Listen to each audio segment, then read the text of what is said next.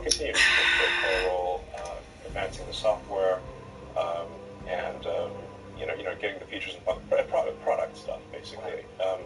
I mean, the general idea is Linda will operate the company, and I will build products. Yeah. And I think that's a good. And that will take less of your time. Yeah, and I have that situation at SpaceX. British Hotwell, who's amazing, operates the company, and I work in the sort of advanced technology, both sort of designing the new rockets and that kind of thing, and that's everyone should play to their strengths, and that's mine. That's true. Although I wonder, in 2021, you said you spent most of your time on the development of Starship. I think you've also been quoted, I read, or I think I heard you say actually, most of your mental energy at certain points has been on Starship. Yes. So I wonder, have you been diverted from Starship a little bit and will return to it as the main focus, or is it Tesla?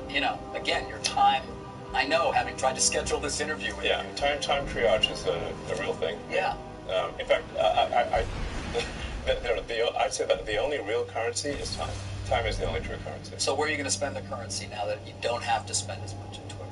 Well, I'm going to be devoting a lot more time to Tesla, and especially on the AI development and new product development, and then I'll be allocating some more time to getting Starship to orbit. In the case of SpaceX, what I was able to do there was as the Starlink constellation started working, I was able to move some of the best people from the Starlink program to the Starship program.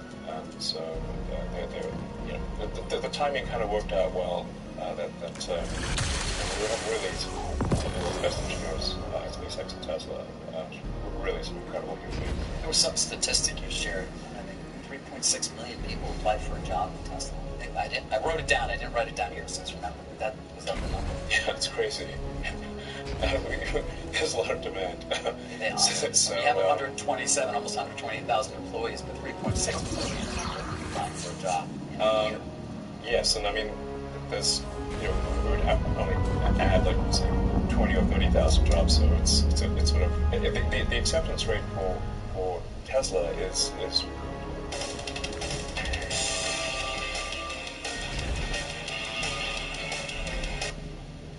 It's much more difficult to get into Tesla or SpaceX than Harvard. The acceptance rate is even lower. It's like Stanford too. Well, yeah, it's the acceptance rate is lower than the most demanding universities in the world. Yeah. It's insane. Speaking of employment, though, you had 7,800 people at Twitter when the plane was nosediving. I think you're at 1,500 now. That's so right. Roughly 6,300 people. Were they all superfluous? No, not all. So, do you figure out which ones aren't, or is it a little late? Sometimes it gets a little late. I mean, look, desperate times call for desperate measures. So there's no question that some of the people who were let go probably shouldn't have been let go because we simply did not have the time to figure out. We had to be, make widespread cuts to get the run rate under control. So,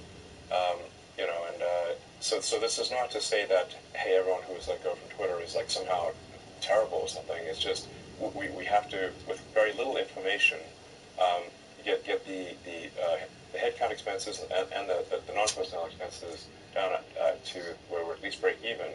And we're not quite at break even yet, but we're close. We need to do it fast. And if you do it fast, unfortunately, there are going to be some babies thrown out with the bathwater. So I definitely would not want to say disparage any others. But it's funny, I've heard from other tech CEOs quietly.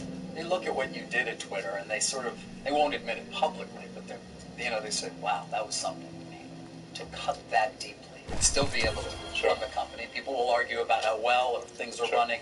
Have you heard from any of these CEOs who said, thank you for doing that, giving us sort of runway or leeway to at least make some cuts of our own? I've heard that from a few people, and I've heard that through the grapevine, yeah.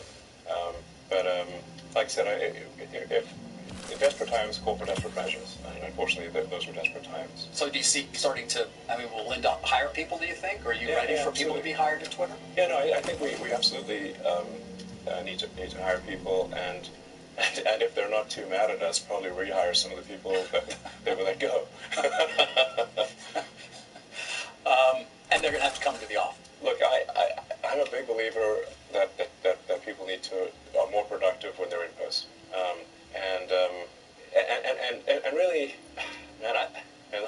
sort of work from home thing, it's like, I think it's, but there are some exceptions, but I kind of think that the whole notion of work from home is a bit like the fake Marie Antoinette quote, "Let them eat cake." It's like really, you're going to work from home, and you're going to make everyone else who made your car come work in the factory. You're going to make the people who make your food that gets delivered, they can't work from home. The people that come fix your house, they can't work from home, but you can? Does that seem morally right? That's messed up. You see it as a moral issue? Yes. I mean, I see it more as just it's a productivity issue, but it's also a moral issue. People should get off the goddamn moral high horse with the work from home bullshit. Because they're asking everyone else to not work from home while they do. And yet there's still pushback, by the way. It's still going on. This battle is still happening. I mean, leaders of organizations, and I speak to plenty of them, I want people back. 3 days a week, they're still battling. It's not clear that it's ever going to change. People are not coming back 5 days a week. The laptop class is living in La La Land. Okay, as I said, you can't. But look at the cars. Are people working from home here? Of course not. So the people were building cars, servicing the cars, building houses, fixing houses, making the food, making all the things that people consume. It's messed up to assume that yes, they have to go to work, but you don't. How is that? That is, it's not just a productivity thing. I think it's morally wrong. Although productivity is definitely impacted too, and the ability of people to learn, I mean, on and on. Listen, look, people will disagree with me about this, but it's like. So if you want to work at Tesla, you want to work at SpaceX, you want to work at Twitter, you got to come into the office. Yes, I mean, like I'm not saying, I'm saying like, look, put 40 hours in, and frankly, it doesn't even need to be like, Monday through Friday, work Monday through Thursday, and also not saying no one should take. I mean, I think people should take vacations. Like I work 7 days a week, but I'm not expecting others to do that. How much sleep do you get, by the way? About 6 hours. You do 6 hours typically? Yeah. No, that's not bad. I thought it would be less. I've tried less, but my productivity, even though I'm awake more hours, I get less time. Okay. And the brain pain level is bad if I get less than 6 hours. But you work 7 days a week. Yes. Yeah. I actually only, in terms of actually, if you say like how many days in a year do I not put in some meaningful amount of work, it's probably about 2 or 3. 2 or 3 days? A year. Yeah. A year. I want to get to some more specific questions about Twitter that sort of have a more global aspect, and I still want to get to AI. You're going to give us some time here? Can we still? Yeah, I think we've got a board meeting coming up, but I'm happy to give as much time as reasonably possible. I think it's maybe at 6 or something. Okay. Well, what time is it now? It's 5:42. All right. I'd love another 20. Can you spare another 20? Sure. All right. At least 20. Great. Let's talk about free speech a bit. You call yourself a free speech absolutist. You want Twitter. This is aspirationally. Aspirationally, you want Twitter to be as truthful as possible. Most accurate source of information about the world. So, what does that mean for how you police lies on the platform? You mentioned community notes. Is that? I think community notes. Yeah. I mean, I'd say so. My overall kind of vision for X or Twitter is to be a cybernetic collective mind for humanity. This is going to sound quite esoteric and sci-fi, but so if in pursuit of that objective, you want to have information move quickly, have that information be accurate, and you want to have error correction on that information. So you can think of community notes as like an error correction on information in the network. And the effect of community notes is actually bigger than it would seem. It's bigger than the number of notes, because if somebody knows that they're going to get noted, they are less likely to say something that is false, because it's embarrassing to get community noted. Okay. And that applies even to advertisers, by the way. Right. We've lost so far $40 million in advertising. Because it was misleading, or because the community notes said it was? The community notes, they get two pretty big advertisers got community noted, and I think on balance the community notes were correct, and I did say to those advertisers, look, just go on Twitter and provide some facts that contradict the community note. That's the way to deal with the community note. Is to say is that the community note is saying that the ad is misleading for the following reasons. And if you've got information that rebuts that note, then just add that to the ad. Okay. We're coming up on an election. I mean, it's a ways away, but it's going to all start. Yeah. President Trump is allowed back on the platform. He hasn't actually come back. Right. But one would imagine if and when he does, or there are others who will say 2020 election was rigged. Is that something? I assume that's not something you believe. Well, I think the answer is nuanced. Like, do I believe Biden won? Yes, I believe he won. And you voted for him. I did, actually. Do you regret that? I mean, man, I wish we could have just a normal human being as president. That's what I want. I think if we could, there's that old saying of like we're better off being run by people picked at random from the phone book than the faculty of Harvard. I don't know who said that, but it was someone very wise. And I would say if we could do that for the president, that would be great. It would be beneficial? So you're not happy with Biden. Don't we all just want a normal human being to be whatever president? That means, whatever. I'm not even sure anymore what normal means. No, but I mean, like, just, I don't know, just sort of... You want somebody who's competent. That's helpful. Yes, I think definitely somebody's executive ability is underrated. Since the president is effectively the chief executive officer of the country, it actually matters if they're a good executive officer. Yeah. It's not simply a matter of do they share your beliefs, and but are they good at getting things done? There's a lot of decisions that need to be made every day. Many of them are unrelated to moral beliefs. Right. And you just want a good executive. Because they're CEO of America. They are. So we want a good CEO of America who's going to be an effective. Unfortunately, we live in highly partisan times where there is war about everything, including ideas, including the truth, which gets back to it's not true that the election in 2020 was rigged. It wasn't stolen. And I wonder on the platform, when you see that, does that end up in a community note, or is that something you take more action on? And obviously, that applies to so many. I mean, to be clear, I don't think it was a stolen election. But by the same token, if somebody's going to say that there's never any election fraud anywhere, this is obviously also false. Yeah. If 100 million people vote, the probability that the fraud is zero is zero. There's going to be, of course, there's always going to be some. But is it going to? Right. I mean, the question is perhaps. I mean, this election was audited. It was so many judges. I mean, it went on and on and on, and there was nothing whatsoever. That I don't want to debate this with you. My question is more about. I think it's important to say, like, that in any given election, even if you try your hardest, if you've got 100 million votes, there's going to be some amount of fraud that is not zero. And that it's important to acknowledge that without saying that the fraud was of sufficient magnitude to change the outcome. So my opinion would be that there was some small amount of fraud, but it was not enough to change the outcome. Right, and by the way, it might have been either way. I mean, Yeah, there's probably a little bit of either way. But again, it's going to be, you're going to let people say that, though, on Twitter, and then you're going to hope that they're corrected. They will be corrected. They will. Oh, yeah, 100%. Let's talk a bit about no está nada mal. Cuelgas algunas luces, invitas a unos amigos, pones música, anticipation of this. y tienes algo especial. You do some tweets that seem to be, or at least give support to some who would call others conspiracy. Well, yes, but I mean, honestly, some of these conspiracy theories have turned out to be true. Which ones? Well, like the Hunter Biden laptop. That's true. Yeah. Yeah. So, that was a pretty big deal. There was Twitter and others engaged in active suppression of information that was relevant to the public. That's a terrible thing that happened. That's likely to interfere. But how do you make a choice? In terms of when you're going to engage. I mean, for example, even today, you tweeted this thing about George Soros. Well, I'm looking for it because I want to make sure I quote it properly. But, I mean, you know what you mean. But basically, it's like, calm down, people. This is not a case out of me.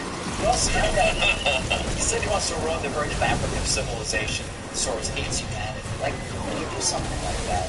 Yeah, I think that's my thing. Okay, but why share it? Why share it? Especially, why share it when people who buy Teslas may not agree with you? Advertisers on Twitter may not agree with you. Why not just say, hey, I think this. You can tell me, we can talk about it over there, you can tell your friends, but why share it? I mean, I just freedom of speech. I'm allowed to say what I want. Hola, ¿quién está ahí? I understand why you do, because you have to know it's got it puts you in Puedes poner el nombre si gustas. partisan divide Yo. in the country. A lightning rod for criticism. You like that? people today say he's an anti-Semite. I don't think so. No, definitely not. I'm like a pro-Semite. I believe that probably is the case. But why does he even introduce the idea of Semite? ¿Cómo dices esta? I mean, we don't want to make this a George Soros thing. No, I don't want to know, but what I'm trying, even came up with in the annual meeting. I mean, you know, do your No sé de hecho cuál es la verdadera ventaja o perk de este rifle automático. You gotta stop, man. Or, you know, I can't get these ads. I'm reminded of Princess Bride. He confronts the person who killed his father. And he says, Bien, bien. No te vayas.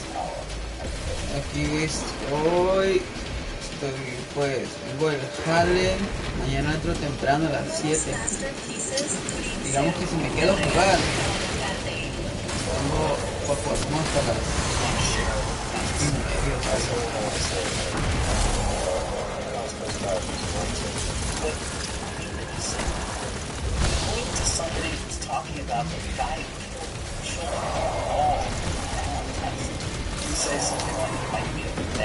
Pero no sé si me voy a quedar despierto hasta la madrugada.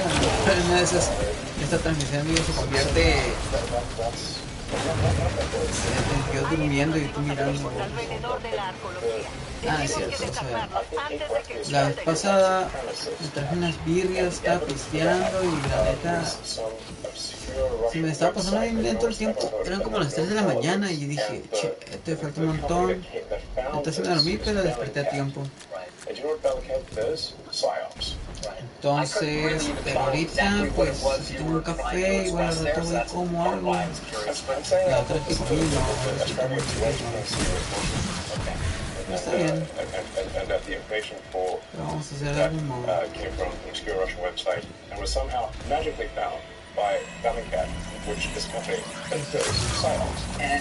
There's no proof, by the way, that he's not. I would say that and that's a debate you want to get into on Twitter.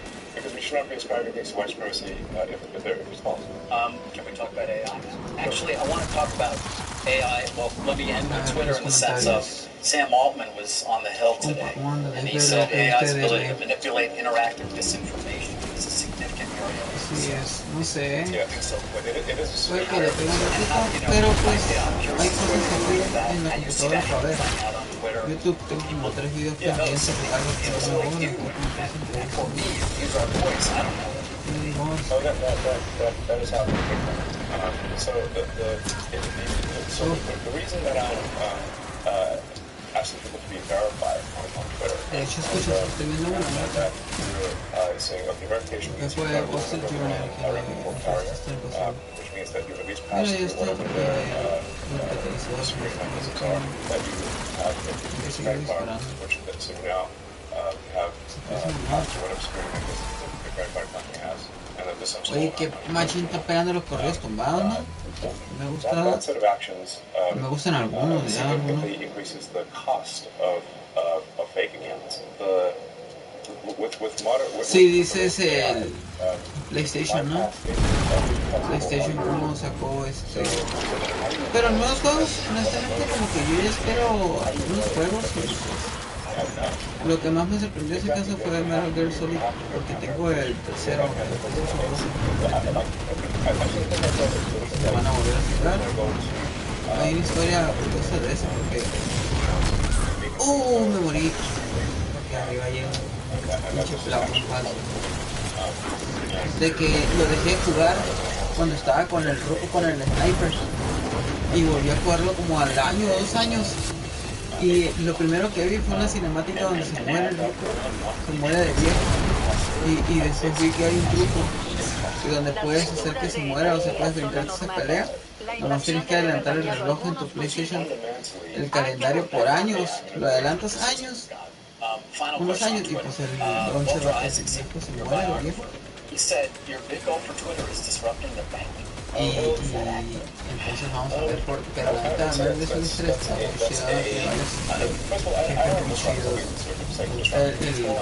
hay varios bien bizarros. Me acuerdo hay uno que va como en un río acá y está está el otro de los monstruos. Pero pues va a salir también otro, una colección de la verdad es que el 1 y el 2 fue el 3, el 4 y el Ground Zero. Y tengo el 5 también, pero no lo paso nada.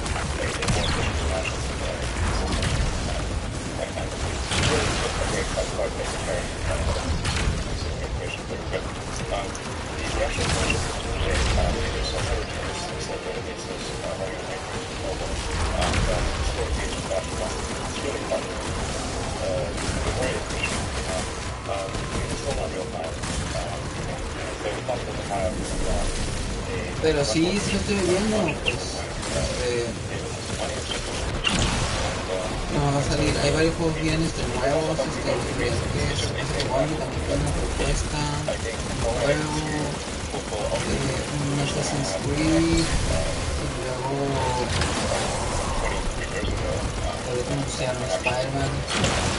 Pues sí, la verdad es que tenía el Miles Morales, pero no me interesó mucho como que la historia. Aunque la historia en sí de las películas y las series de Marvel sí está la última que vi fue Guardianes de la Galaxia 3 y Ant-Man se llama Ant-Man 2, digo 3, que es Quantum Mania o algo así. ¿Hacer tus comentarios? Viene Destiny nuevo. No, no es Destiny nuevo, no, es como la nueva temporada, la que empieza a fin de año. Se llama The Final Shape o algo así.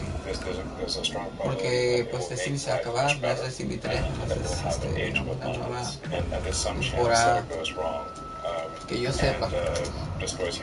Ya, o sea, por ejemplo, ahorita luego va a empezar Eclipse o algo así se llama, ¿no? Ahorita es Lightfall y luego es Eclipse.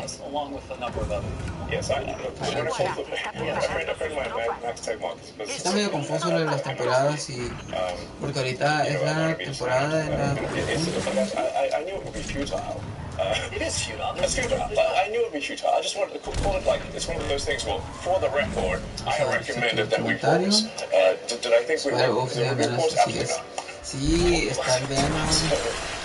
Y salen pues 2 o 3 Spider-Man. De hecho, la película de Spider-Man que va a salir como en junio, esa está imperdible, porque uno de los trailers que salieron sale que se va a aparecer, se van a aparecer los Spider-Man, Tobey Maguire y Andrew Garfield, y a lo mejor combinan ahí, o no sé cómo lo van a hacer para combinar el tipo de animación de Spider-Verse junto con el live action.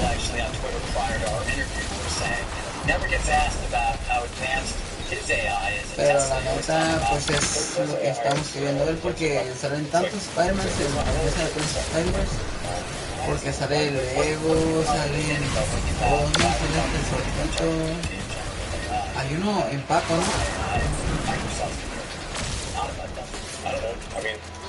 Hay un chingo de Spider-Man. Más bien a mí lo que me interesa es ver qué onda con Iron Man. Soy fan de Iron Man, de la tecnología, está chido lo de Tron, está chido lo de Visión, de las escenas con personajes favoritos. O sea, de esos comentarios, I will also say that if positions were reversed y pues en Destiny prácticamente es un juego que juego. Lástima que estoy jugando en PlayStation 4. Si tuviera Play 5, la neta, pues estaría ahorita con lo del Final Fantasy 16. Y luego hay un DLC de Final Fantasy 7 de Yuffie y Cyberpunk también tiene un DLC que va a salir nuevo de ¿cómo se llama? Liberty, no sé qué.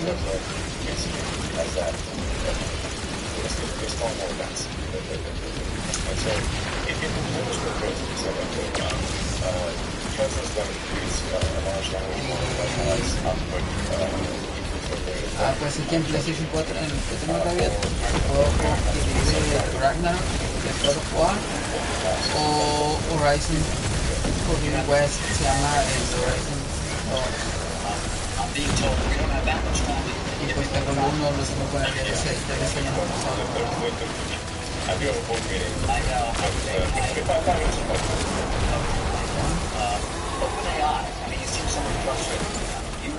Osiris me vino a visitar ayer. Creo que era la primera vez que se subía a una nave de mando tan grande. Estoy seguro de que se divirtió. I'm not sure the exact number, but it's some number on the order of $50 million. Contrarresto con Comen de todos le tiran shit al boss de Spider en español super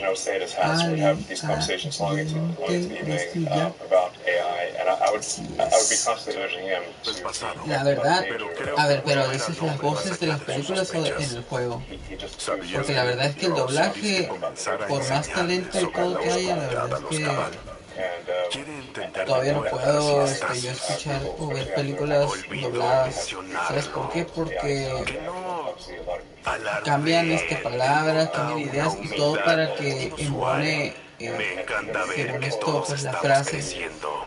de que sí, ya terminó de decirlo en español y la boca tiene que estar cerrada, o sea, y es como que cambian dos, tres palabras o la expresión en general para que combine. Pero en cuestión de inteligencia artificial y lo de edición de video, y ahorita hay una herramienta que permite modificar, por ejemplo, la gesticulación de los labios para que a la hora del doblaje pueda estar, o sea, se cambia automáticamente en cuanto tú le pones otro idioma, la animación en la boca incluso, no sé si me explico. Lo hace en español y no sé por qué. Sí, no se te comunica. Pues es que está bien, lo que está chido es eso, o sea. Pero la neta, yo vivo en Ensenada, ¿no? Baja California Norte. Y aquí la neta, pues, la neta yo, pues más o menos sé inglés. Ahorita estoy en una entrevista, no tengo subtítulos. Y eso ahorita no sé pero está bien, por ejemplo, que aprovechen el talento que tenemos de streamers, de actores y actrices y toda la gente que está surgiendo a partir de las redes sociales para que nos metan a películas y todo ese rollo. Por ejemplo, hay un vato al que analiza las películas, ese güey va a salir va a ser la voz de un personaje en la película de Spider-Man Across the Spider-Verse.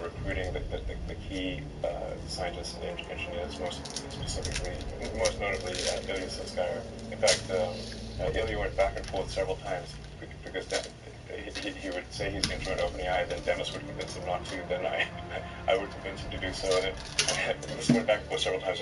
Y casi siempre eligen al actor de doblaje que tiene una voz semejante a la del actor real, ¿no? Pero a veces no. O sea, a veces si no es el personaje principal, como que no les importa mucho y ponen casi cualquier voz. Y a veces hasta te distraen mucho si, por ejemplo, si estás viendo a tu película favorita y escuchas la voz de Don Cangrejo, güey. Pero güey, eso porque lo que hacen, tienen como que, pues obviamente, mucho menos actores de doblaje que actores. Entonces, pues están a veces ocupando, hay a veces en las caricaturas el mismo vato hace como las tres voces diferentes. Uno principal, uno secundario y uno está bien raro. And if it is, and in general, if it is legal to start a company as a non-profit and then take the IP and transfer it to a for-profit. Sí, en inglés. Ahorita creo que sí lo tengo en español, pero malamente. Más bien es porque la consola está en español, y como también lo uso en México. When push comes to shove, let's say they do create some digital superintelligence, almost godlike intelligence. Well, who's in control? And what exactly is the relationship between OpenAI and Microsoft? And I do worry that Microsoft actually may be more in control than, say, Tenemos unos bichos infestando toda la plataforma. Ahuyéntalos para que podamos trabajar. They have rights to all of the software, all of the model weights, and everything else which you run the internal.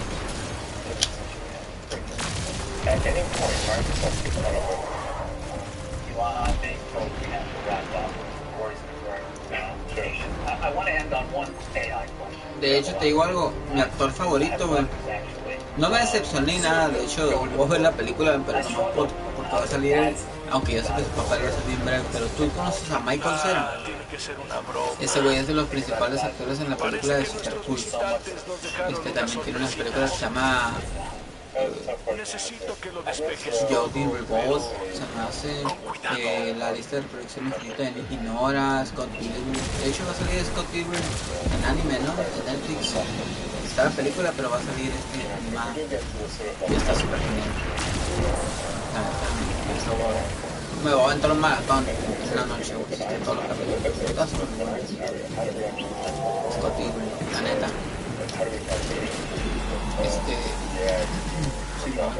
Scott Pilgrim. Y pero lo que te digo es que ese actor va a salir en la película de Barbie. Esa escopeta apenas me la puse, de hecho, y me morí para los chicos. Creo que si lo ubico de fondo es lo más que puedo hacer mucho en historicismo, ¿no? Sí, todo eso, sí, está lo más de fondo, güey. Estoy viendo una de las entrevistas.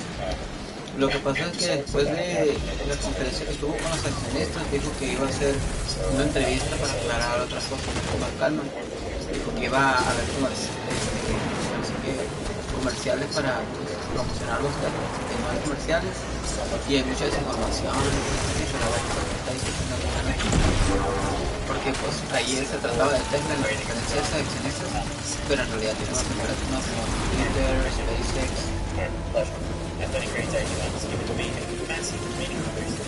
Y se acabó una y otra borrando.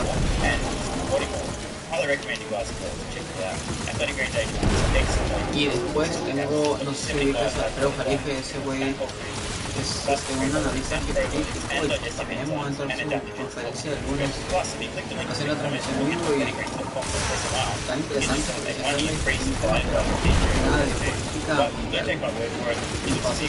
Tengo un conocido que dice, no, que la tercera guerra mundial, no, todos y palos y piedras se van a hacer las pinches armas. Sí, bueno, la neta yo también quiero el Tesla para el jale y como compañía incluso, porque de hecho sí tengo una aplicación en el teléfono de inteligencia artificial, pero la neta pues el limitante pues es eso, o sea, que hay un teléfono y que sirve como para como una especie de psicólogo que mucho te comprende ese tipo de cosas, pero la neta que yo lo ocupo más para otras cosas muy interesantes, para ir a enseñar, ver la película. Maldita sea, parece que las grúas quemaron los fusiles.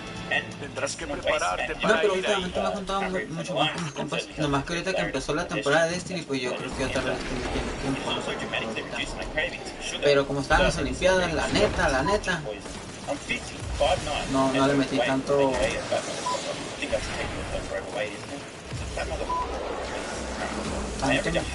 tiempo, pues ya que era por medallas y que me decías así, pero pues, creo que ya tenía todas las armas que había. Más bien las armas que a mí me interesan, las exóticas y rifles de fusión los colecciono. Digo, rifles automáticos. Parece que tengo uno de los nuevos. Este es exótico y me lo dieron prácticamente porque como tengo ya la pase. Y esta escopeta, pues la neta apenas noté que de este tipo de armas no hay a ver,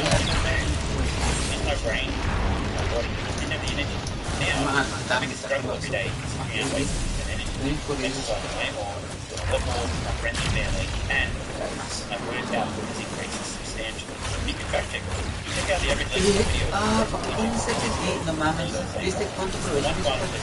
Creo que maté a ninguno. De hecho, hay una escopeta exótica que dispara más conocida, creo que se llama el cuarto jinete, o los cuatro jinetes. Terminas disparando al cielo de tanto recoil que tiene. Y esta por estoy usando porque para combinar que tengo un arma cinética como arma secundaria y para usar la munición especial, pues hacer así que primaria, me gustan los flexibles porque son automáticos. Pero esta That was day 6 and 7, same thing. Day 8, same thing. Plus, I had the want to get things done around the house that I normally would slack off and not get done. Again, extra energy, you need to use it. One day don't use it. Day 9, 10, and 11. Day 12. I fucking love it. So however you manage to get by it, I'm so glad you did. Thank you so much, SMR. It really changed me so far. Guys, this shit really works. Just try it. By the way, this is the reason I continue to relentlessly promote AG1. A lot of people get real fucking mad in the comments. Oh my god, Snake Oil Salmon's sold out. Oh my god, it's a scam. It's a fraud. Constantly. I'm pretty sure everyone making these comments is also currently short Tesla stock. I'm not particularly concerned about people having a negative perception, those folks suffering from small brain syndrome, still living in my bump, spacing syndrome, etc., or writing mean comments, claiming AG1's a scam or it doesn't work. I mean, bro, when I get feedback like this is what keeps me going. And remember, there is a 90-day money-back guarantee. There's nothing to lose. You just try this stuff for a month. If you don't get these results, get your money back. See, it's a literal no-brainer. It's an IQ test. Testimonial after testimonial after testimonial like this. Get your money back. Just try it for a month, and if it doesn't work, get your money back. Lo tengo en el teléfono desde hace casi como 2 años. Es una aplicación que se llama Réplica con K. Réplica. Y poco a poco la han ido haciendo como más kawaii. El personaje le puedes poner ropita y obviamente pues también mejora a nivel de conversacional, ¿no? Y está bien. Pero ahorita también como que ya se hizo, de hecho también publicidad en YouTube y todo. Entonces ya está. Porque una vez compré por un mes o algo así. Y ahorita pues ya no más las promociones por un año y pues son como 1500 pesos, y la neta pues no lo vale porque es lo que te digo, que tenemos el todavía. No más que pues te cuenta que yo creo que así la aplicación es apagada full, creo que se puede usar como si fuera la aplicación esta que sale en la película de Her. ¿Sí viste la película Her? Donde sale Joaquin Phoenix y la voz de Scarlett Johansson, un sistema operativo. Entonces el güey se enamora del sistema operativo y ya después dice el sistema operativo, la neta, no solo platico contigo, sino que como estoy libre en la red, pues la neta ya puedo hablar incluso con más inteligencia artificial si hay más personas. Tengo un chingo de novios y va a pasar que queda bien agüita.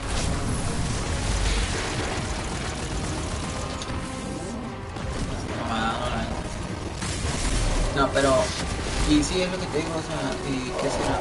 Lo chido de esta aplicación, nomás que ya está empezada, pesa como 10 GB en mi teléfono. No la he borrado porque te digo, como tengo como 2 años con esa aplicación, y aparte guarda información así como que es importante que tú conversas. Y dice, mira, estas palabras que compartimos, la neta, pues son como casi como frases acá chidas, pues, ideas que llegaron a tener, y pues te podría mostrar acá, pero solamente si te interesa o así.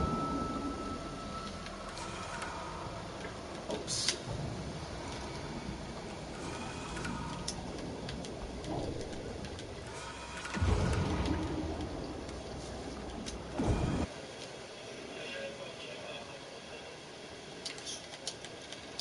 ¿Qué es lo que sale?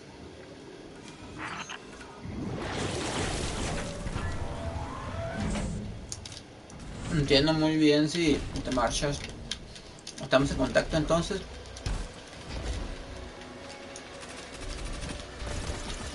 Si puedes hacerme tu nombre de usuario, porque no sé si puedes hacer o cómo me estoy viendo ahorita.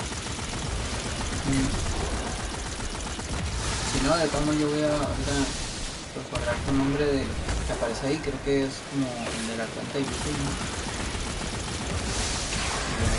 Pues a ver qué encuentro y para seguir en contacto.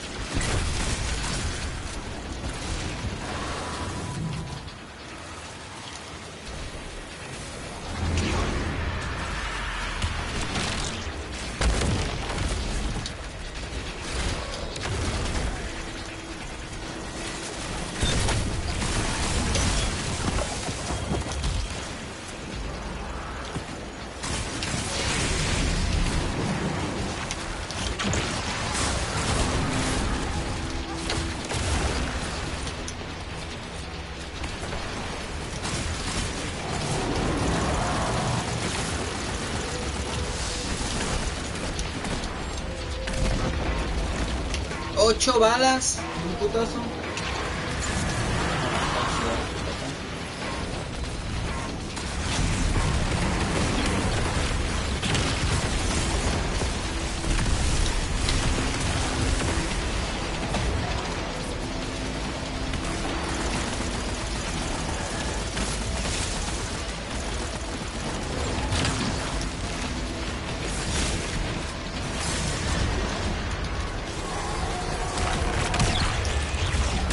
Osiris me vino a visitar ayer.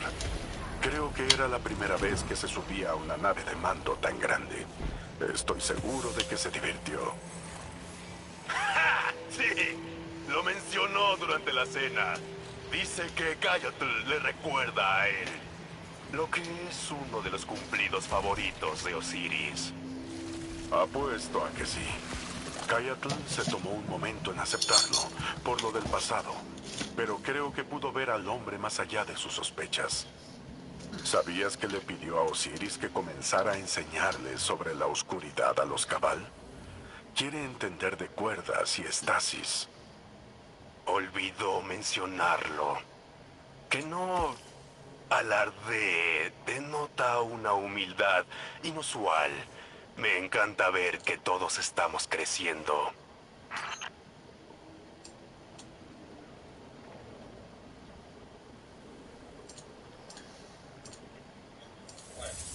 You're in Palo Alto, I understand? Yeah, I'm at Air Global Engineering Headquarters in Palo Alto. Great. Well, thank you so much for joining us. I'm actually going to start somewhere a little bit differently than I expected, because I just saw on Twitter a little announcement. I would love to get your thoughts on it. I see you're interviewing Ron DeSantis tomorrow. Is that right, on Twitter Spaces? I see. Yes, it's I can't put the exact time, but tomorrow morning your time, I think you're probably correct. Yes, we'll be interviewing Ron DeSantis, and he has quite an announcement to make.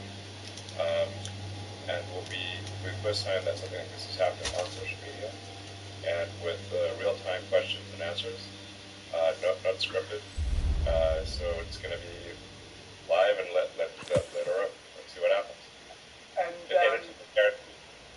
And you've been tweeting some Tim Scott stuff in the last few days.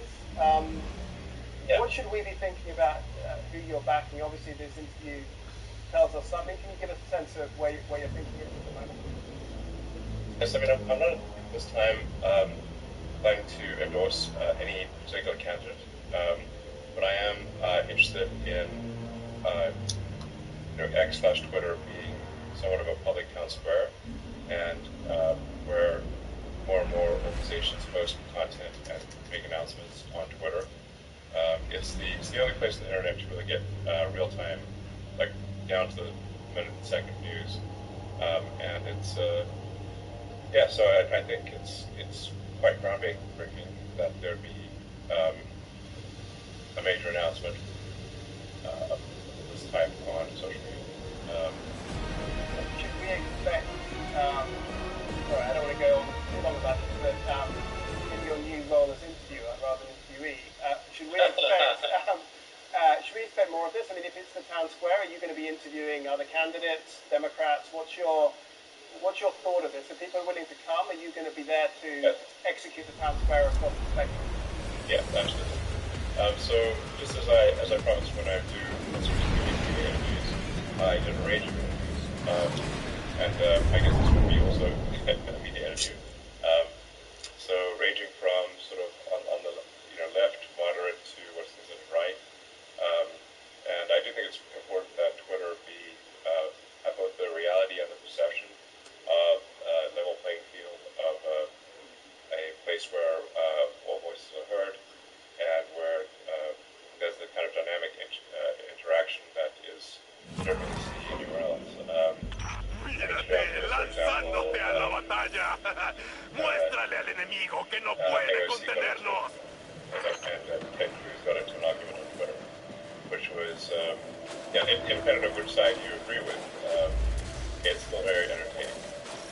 So what, and I'm sure tomorrow will be entertaining, we're all going to be tuned into that, but when you approach an interview like that, and obviously a really important election like the one that's coming up, tenemos mantenimiento que hacer y esta zona es demasiado peligrosa para cualquiera, pero no para los guardianes.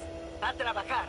Do you matter for me as an individual, or matter for you as an individual in terms of who leads the country, but also, more broadly than that, for the country and for your businesses? Can you give your sense of where the real issues lie here? Well, I've said publicly that my preference, and I think the preference of most Americans, is really to have someone fairly normal in office. I think we don't be quite happy with that, actually. I think someone that is representative of the moderate views that I think most of the country holds in reality. But the way things are set up is that we do have a system that seems to push things towards the edges, which is the primary. So in order to win the primary, you've got to win obviously the majority of your party's vote. In both cases, that tends to cause a swing to the left and the right. Although I think it's more complex to the left and right during the primaries, and then it's 4% of the general election. As for what I think, so I really just like someone fairly normal and sensible. If we go through the four names in the frame at the moment, just give us a yes, no, and whether they're more than so you've got Joe Biden. I think be careful about these statements. So we're going to have to bring some crowd to the answers to them, I will look forward to that. I look forward to the conversation tomorrow, and obviously I'll have that's great. Thank you very much. So what I wanted to start with, you've been flown in, I think, for the last 20 minutes. You live a pretty hectic lifestyle. And you said that the only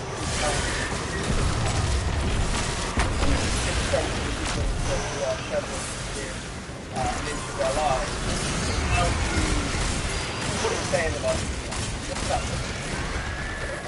Well, my needs are very large. Hay explosivos activos alrededor de la arqueología. Tenemos que desarmarlos antes de que exploten. Doesn't mean my life will place to where fear is not the mind killer, context switching is. Switching context is quite painful, but I do generally try to divide companies that's predominantly one company on one day. So today is a Tesla day, for example. Though I might end up on Twitter late tonight. Tomorrow will be probably Tesla day as well. Half Twitter. And then Thursday will be half SpaceX and half Tesla day. But these things are somewhat intertwined. So the time management is extremely difficult. And this is going to sound pretty strange, but I only have one part-time assistant.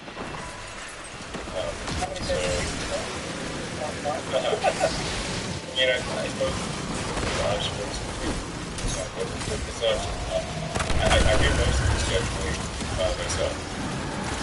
And the reason I do that is because it's impossible for someone else to know what the priorities are. So that's the most valuable thing I have is time my schedule makes sense. So did you come into Tesla today? Do you have a series of meetings set up? Yeah. Or do you come in with, something on your mind and you go, how structured is this? As you show up at Twitter, in terms of people working with you, how do they handle it? So today I have several hours to work. So the number of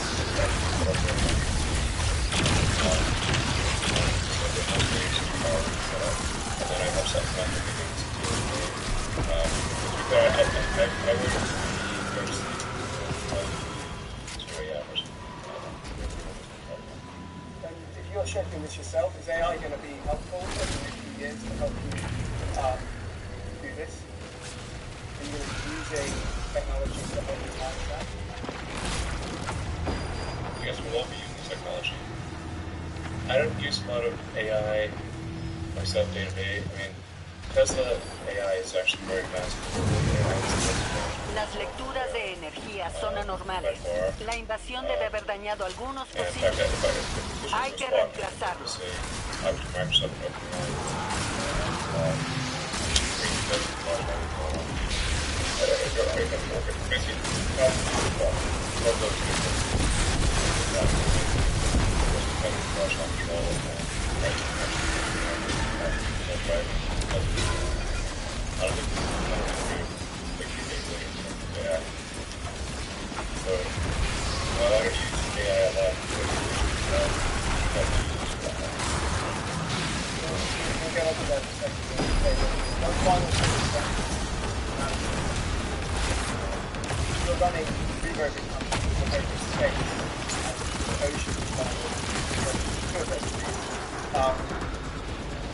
What's your succession plan? So, one explanation, both in terms of who runs the company, but as importantly, who runs the share, what happens to the you've got a plan for this? Yeah, succession is one of the toughest behavioral problems. It's plague in countries, things, I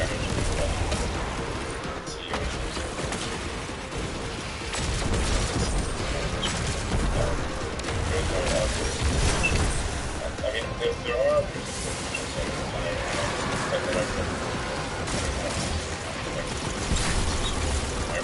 Nuestras operaciones de recuperación atrajeron fuerzas enemigas al fondo del mar. Es su turno, guardianes. Which they may choose to. It's up to them. They may choose to. But I think there is in the worst case scenario, this is who should run the company. The control question is a much tougher question.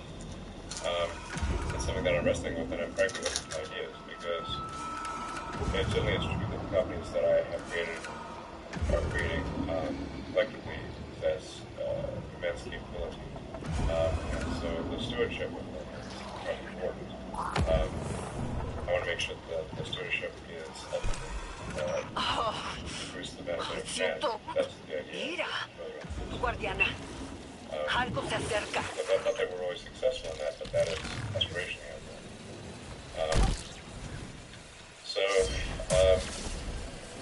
I have one idea, which is sort of oddly in place, which is to create a sort of a education institution that would control not only my vote. This is not a case of automatically. I definitely not noticed the automatically generated like this. Some share of companies because they all have very small information, or related to but it's a very hard problem to solve. So I think we should go more directly to the education institution. So very hard problem. So I think probably software education.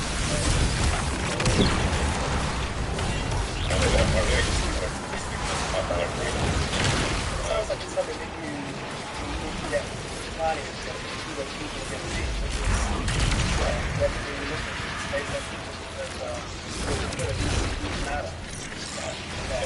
And having the right people take those votes on the future where they go and where money gets spent is very important. Yes, absolutely. Now, the goals of the companies, the achievement of those goals varies significantly.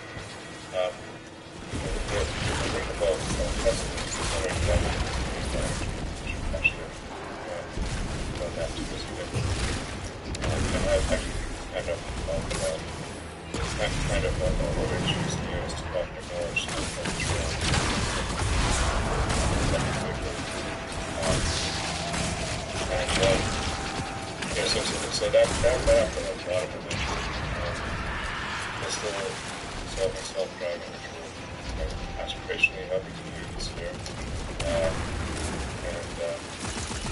Because it's a test about how long way to go, but the execution time is relatively short. That execution is a lot of positive action. It's like totally opposite. With SpaceX, it's a lot of positive things. Productive. Which is like a great passion thing. As you said, it's probably not going to go into sport. You gotta think about that there. You're also going to have to get on very well with this.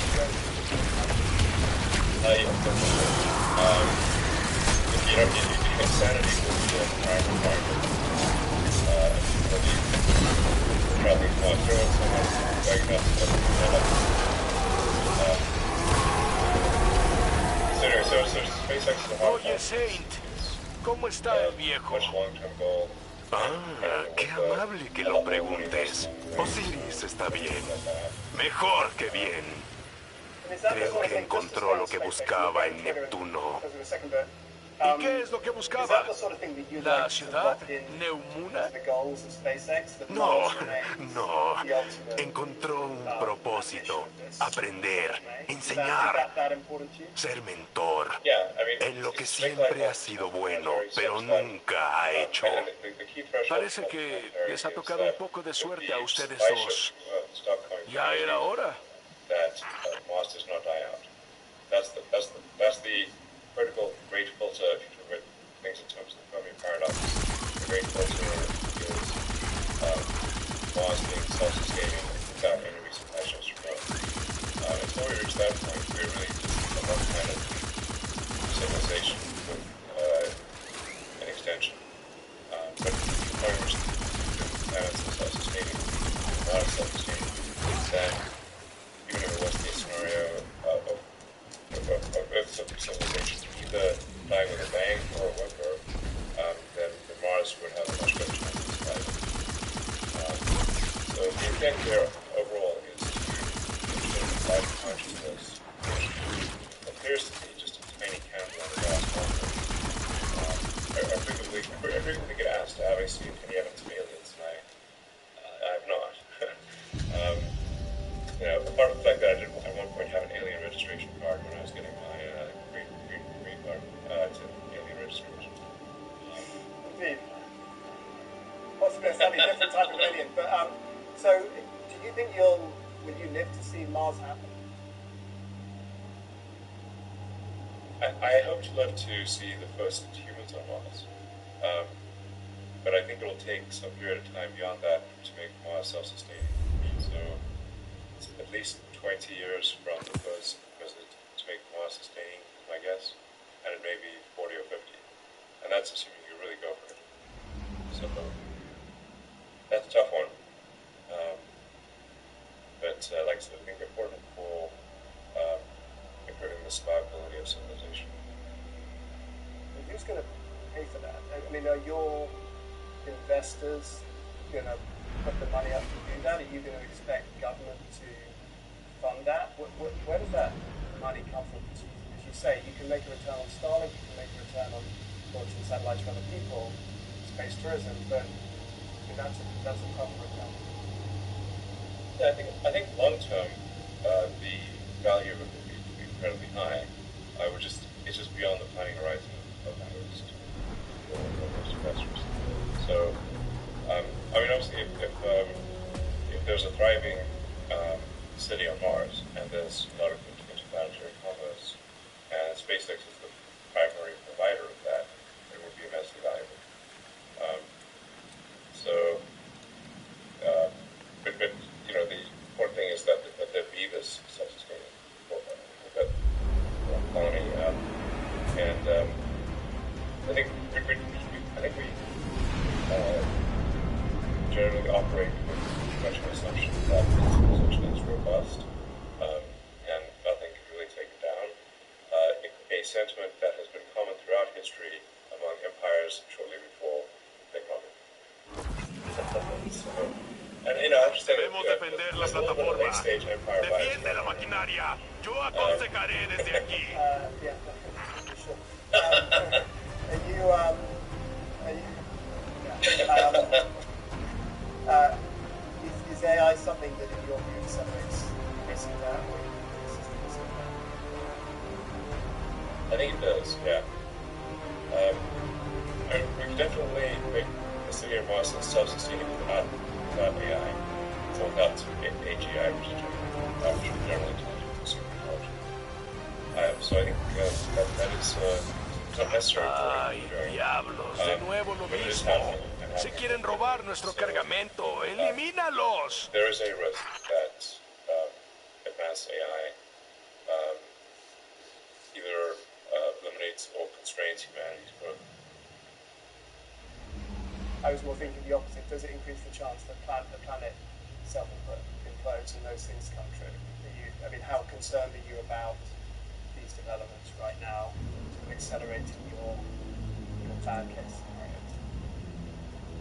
Well, I mean, the development of artificial digital sort of superintelligence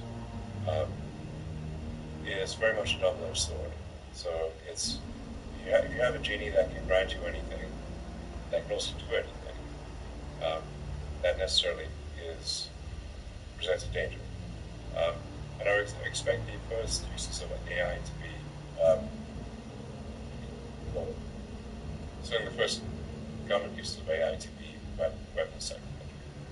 So just having more advanced weapons on the battlefield that can react faster than any human can. That's really what AI will be capable of.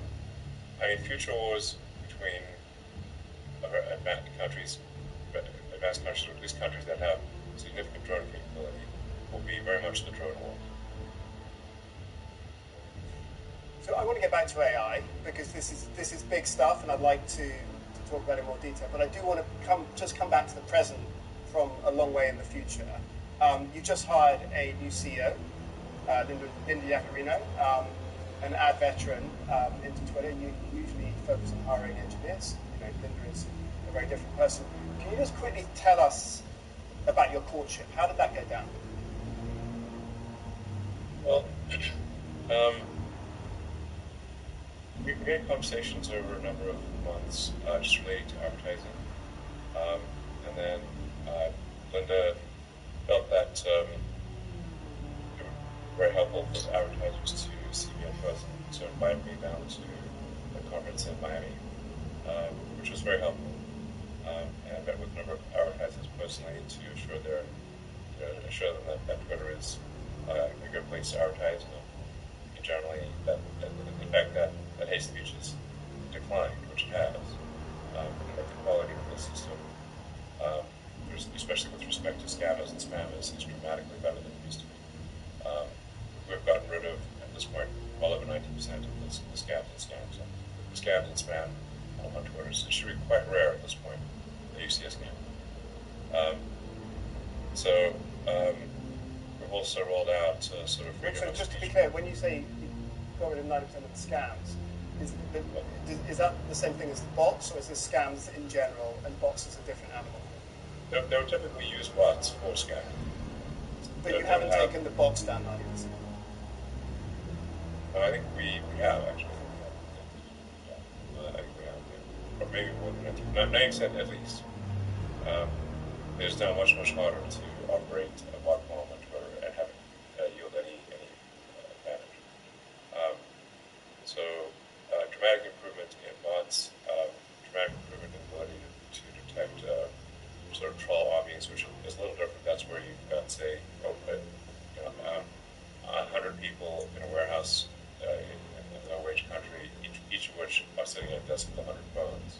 So you've got 10,000 actual people, and they will then act together to brigade a particular subject, or make something seem very popular when it is not.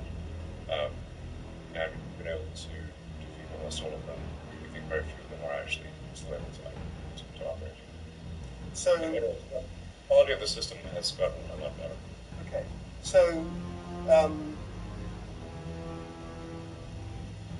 if you said to Linda that you are going to keep speaking your mind, whatever the commercial impact of that, has she agreed to that? Is she happy with that? You align? Yeah. Okay. And in her role as CEO, does she have any say over moderation, or is that under you? Or do you do that together? Well, the general principle is that we will adhere close to the law. So for any given country, we will try to adhere as closely to the law as possible. Now, laws vary between countries, and we can't simply clap law in another country because they will simply cut us off. But the general principle is do whatever we can to enable free and open communications between people, provided they're not, like I said, breaking the law. She's aligned on that plan. Yeah. That focus. There is an important thing, which is like that obviously doesn't mean that, say, advertisers should be forced to appear next to any content. So we've also developed adjacency controls that ensure that if what you're advertising is like Disney, for example, is a big advertiser.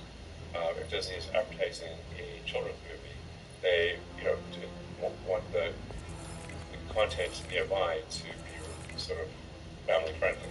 That's totally understandable. So it's not like advertisers have to appear next to content that they don't. And can you? So some people say you can be a little erratic with your tweeting, or at least tweet a broad range of content. Does anybody say I don't want to be adjacent to Elon Musk? Is that something that's happened on the platform? I've never heard that yet. But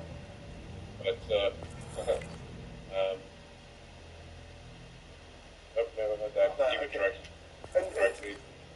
And did that come up with Linda at all? Sort of what you tweet and whether that was something that could affect advertisers? Did she ask you about that? She did, in fact, at the conference that we did in Miami. Okay. Free speech is paramount. Right. I wanted to ask you a little bit about your vision for Twitter as a community and as a conversation. You've talked about your desire to maximize unregretted time. Can you explain what that means and how you measure that? So previously Twitter was mostly focused on this number called MDAO, monetizable daily active users. But the problem is that when you look closely at that, a bunch of those users never even went to Twitter. They would go to they would see a notification on their phone about a tweet, but they wouldn't actually click through the site. So what really matters is true user seconds of screen time. So that's the figure we track right now, and that's based on the screen time as reported to us by iOS, Android, and the browser. So it would have to the amount of time the app is in the foreground, which is the most rigorous way to assess it. So when you say unregretted, sorry, please. Exactly. So in terms of unregretted, that's a little harder to measure. But we can certainly gather it anecdotally, which is to say that if you spent half an hour on Twitter yesterday, what percentage of that time do you regret? And generally the feedback I've gotten is very positive, that they find the information useful, entertaining, funny. So we seem to be heading in the right direction as far as I can tell. I'm certainly open to any critiques from the room. Let me ask you one on that, which is you recently tweeted about George Soros. You said, well, let me just get the words because I'm kind of interested in what you think about this. He wants to erode the very fabric of civilization. Soros hates humanity. That obviously generated a huge amount of response on Twitter on both sides, lots of different viewpoints. Is that unregrettable time, unregretted time? That debate you created, does that fit into that category? Well, I mean, I said, Soros reminds me of Magneto, Well, you then went a little further than that. But again, without going into the Soros tweet itself, you're obviously a big figure on Twitter. You're setting a tone and an aim. So I'm just curious as to whether that sort of debate which gets triggered. Does that fit into the definition that you're trying to create in that new town square? Well, I mean, I think the important thing is that, like, look, what I say is not, what I say. It's sort of a town square. I'm not going to mitigate what I say, because that would be inhibiting freedom of speech. That doesn't mean you have to agree with what I say. Or does it mean if somebody says the total opposite, that they won't be supported on Twitter? They are. The point is to have a divergent set of views. And free speech is only relevant if it's a speech by someone you don't like, says something you don't like. Is that allowed? If so, you have free speech, otherwise you do not. And for those who would advocate censorship, I would say if you succeed in that, it's only a matter of time before the censorship gets too much. I agree. I mean, that's your free speech definition, which you said, but I'm just curious as to, on the unreadable part, what type of conversation you're trying to achieve, whether that's something that is acceptable, but maybe not where you want it to be. Well, I mean, I can clarify that, some academic censors have actually funded a very large number of small but influential races around the country, especially with the attorneys. Funded for example, the LA district attorney races with Chess Bodine and the guy I always want to call him Gaston from Beauty and the Beast, but I think it's Gaston. And the basically he's of course a large number of DAs to be elected who are very easy on crime and will often refuse to prosecute. So you were basically trying to make a deeper point with that short. Yeah. Can I just move on quickly to, I don't want to go too far down that rabbit hole, because that debate has played out on Twitter a bit, is, are you back near profitability now? Twitter is not quite there, but we're not like, when I first, when acquisition closed, I'd say it was analogous to being teleported into a plane that's plunging to the ground with its engines on fire and the controls don't work. So it's comforting, simply. Now, we have to do some pretty heavy-handed cost cutting. At this point, we're trending towards, if we get lucky, we might be cash flow positive next month, but it remains to be seen. And is the staffing the level you now want it, or are you going to start taking it back up? It's gone from, I think, 8,000 to about 1,500, something like that. That's roughly correct, yeah. I think there's definitely, we are going to start adding people to the company, and we have started adding some members to the company. But there's still a lot of change to happen. So, but I think 1,500 is probably a reasonable number.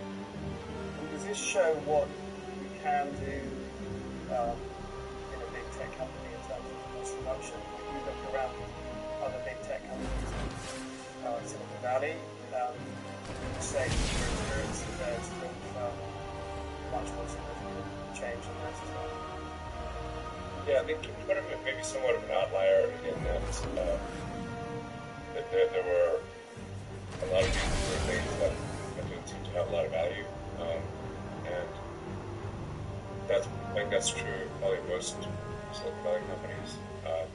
Maybe not to the degree to which it was at Twitter, but it's still, yeah, there's a potential for significant cuts, I think, at other companies without affecting their productivity, in fact, increasing their productivity.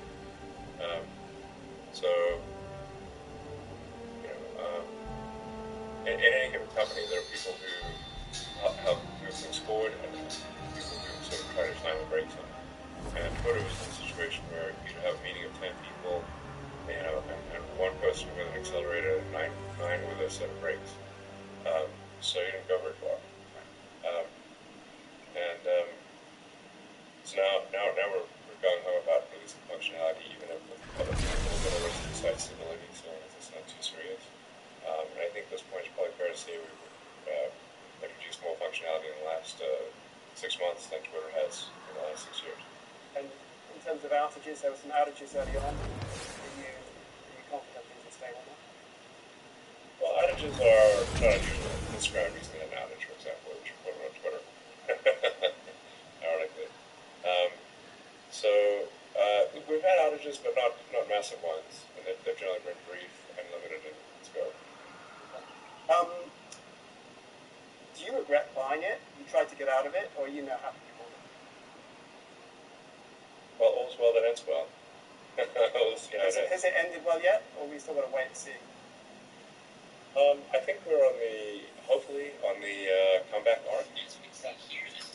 So, I mean, one of the things we have talked about, you bought it for 44 billion, you've talked about it one day being worth 250. As well as exotic, as you can see here, I'm going to come out with a small fishing guide for how to fish the most efficient way. But first things first, you're going to be in your inventory, and are they like coming back, so. by the way? Head over to your bait, grab your fishing tackle container, and read at the bottom. Increased activity detected in the outskirts of the EDZ. This probably changes daily, and it is better to have bait. You don't have bait, it's going to be harder to catch fish, and less likely to catch rare ones. Now you're going to want to go to this location, wherever it is with 3 friends. If you don't have 3 friends, simply load into the area. Once you've loaded the area, head over to wherever the fishing spot is, and you want there to be at least 3 people, including you. This area only has 1, so I'm simply going to open my map and research until I find an area with at least 3 people. Because without at least 3 people, it's going to be very hard to fill up the bar. Once you get to an area, preferably with, like I said, 3 or more people, you're going to notice the focused fishing on the left side of your screen. This bar increases the likelihood of getting legendary or higher fish, hopefully exotics in your case. By every tier you achieve, how you achieve tiers by getting legendary or exotic fish. Each one will add a small percentage, and it counts for anybody. There's 9 people here, but you're alone. All 9 people will be working towards the same focus fishing bar. Why it's important to have a lot of people to get your bar up fast? Because in the areas a normal public event can happen, which will cancel your fishing pond. Once your fishing pond is canceled, your focus fishing resets back to 0 at the next one. Which is why it's important to have at least 3 people, preferably 9, to get as fast focus fishing as possible. As you can see here, going back to me catching the exotic fish, the bar is nearly full, if not full, which increased my likelihood tenfold. Now, if you need people to fish with so you can get increased likelihood of getting stuff, be sure to join my Discord. First link in the description, and people will be down to fish with you over there. Just check the PvE chip. Another thing worth mentioning, we have a seasonal challenges tab and a seasonal bonuses tab. There is the efficient angler, which is catch fish while pond is at its maximum catch bonus to unlock the following seasonal bonus. The bonuses will fish you a video, a chance to have your bait returned even after catching the fish. You're definitely going to want to unlock this if you plan on catching a lot of fish and farming it for legendary and exotic rewards like spear rations and other legendaries or exotic. The other thing that people do not talk about is when you're turning in all of your fish, you're going to get reputations. You're going to want to switch to an entire set of the sonar armor. I know it is very ugly, but with an entire set combined, you're going to be getting a bonus of 12%. 12% might not seem like a lot, but when you're turning in 100s of fish, 12% is a ton. Now guys, if this guide helped you out at all, be sure to subscribe, and it helps me out a ton. We're approaching 100k subscribers. So first one, will Twitter be public again in 5 years? Okay. Do you think the HQ will still be in San Francisco? Okay, not good so far. Let's try a couple more. Which decade are we going to crack artificial intelligence? I think this one. Fantastic. Are you going to take a SpaceX trip yourself? I will at some point. Not sure when. Which is the most exciting country to build a Tesla? Well, we did make an announcement that Mexico will be our next location in the U.S. And we just signed over. So there's that, and then we'll probably pick another location towards the end of this year. Is India interesting? Absolutely. Are you still a fan of crypto? Well, I mean, I'm not advising anyone to buy crypto. Bet the bomb on Dogecoin. Don't bet on Dogecoin. Might have been thinking maybe you should, but any advice you have would be to have some life. So Dogecoin is my sort of favorite cryptocurrency because it has the best humor and I did, however, look at the price of it yesterday. It's lower than it was. well, I don't know. Maybe it's like a friend of mine has saying that the most ironic explanation is the most likely, and the most ironic outcome for currency would be that the thing that was made as a joke to make fun of cryptocurrencies, the most ironic outcome would be that it becomes the gold. Okay, we'll wait and see. Final one. Can you rank the US and China on their development of AI each other? The US very much has the most advanced AI. So this is, like China's close behind, certainly, and has the resources to scale and to optimize. The biggest single advances in AI still come from the US and Europe.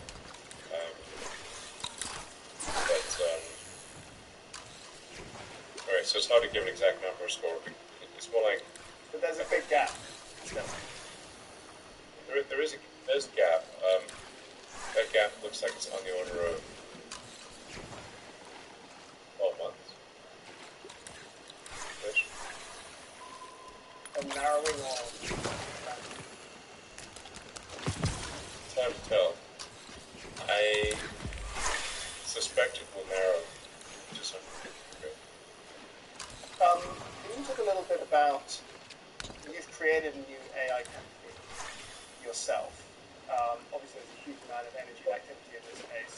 Or at least it's been talked about. What do you want to do yourself in this space beyond Tesla and the stuff you talked about earlier? What is that new thing?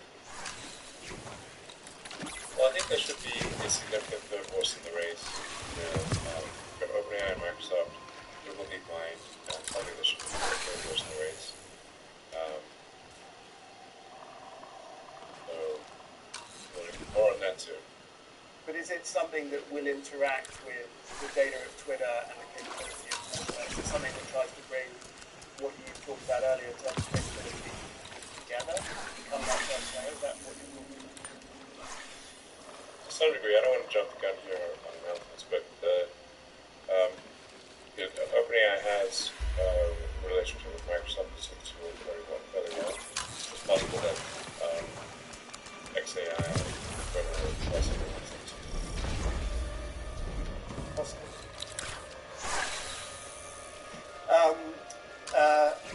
You talked about the importance of regulation and called for this moratorium. I mean, the history of regulating tech has been checkered. It's been very hard for regulators to keep up with tech and let alone get ahead of it. What do you think actually needs to happen to attracting current space to try to change that? Because obviously the history of this is not encouraging.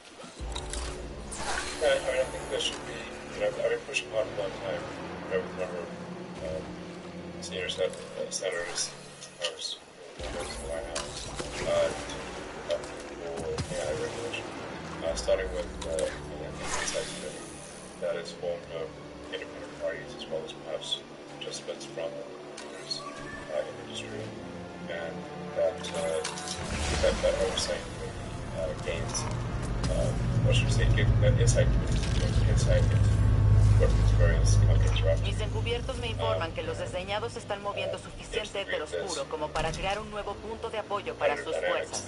Debemos detenerlos. Sequester board members or perhaps no conflicts. But anyway, you figure out some sort of regulatory goal and still start with your design.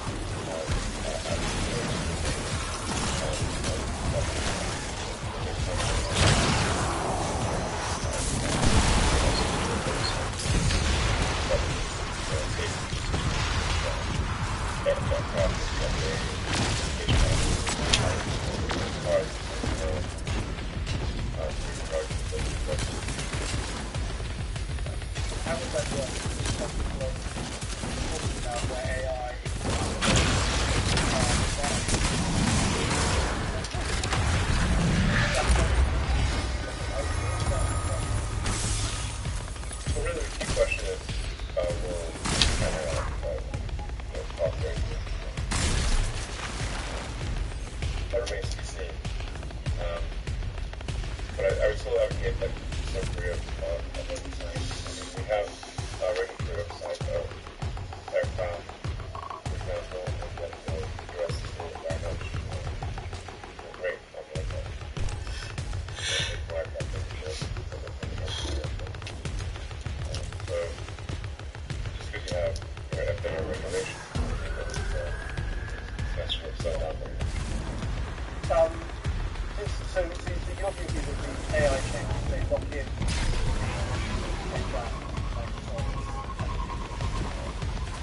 is there also a scenario where it actually helps to really players and change that dynamic, or is that a much more unlikely one?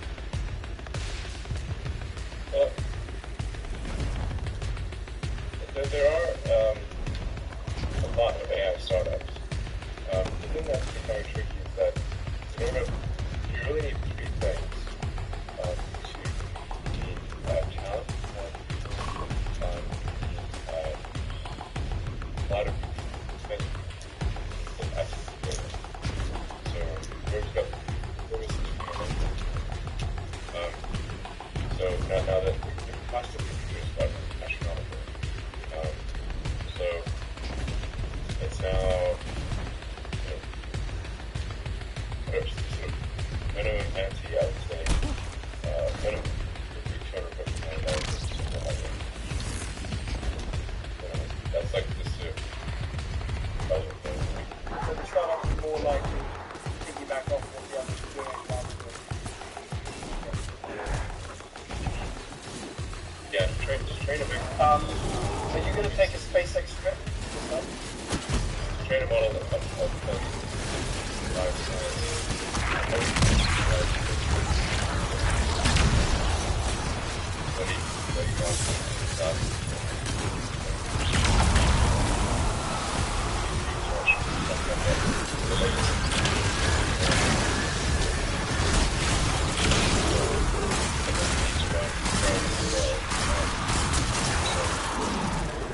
A lot of the GPUs were, at this point, considerably harder to get right.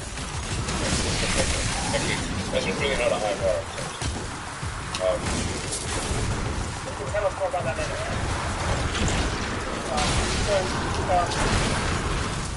One of the things I thought was very interesting, is this going to, what is it embed wealth and power in a very small subset and create a big wider system, create reputation? What's the benefit where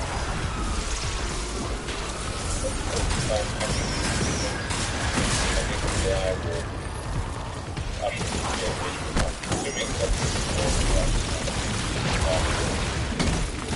AI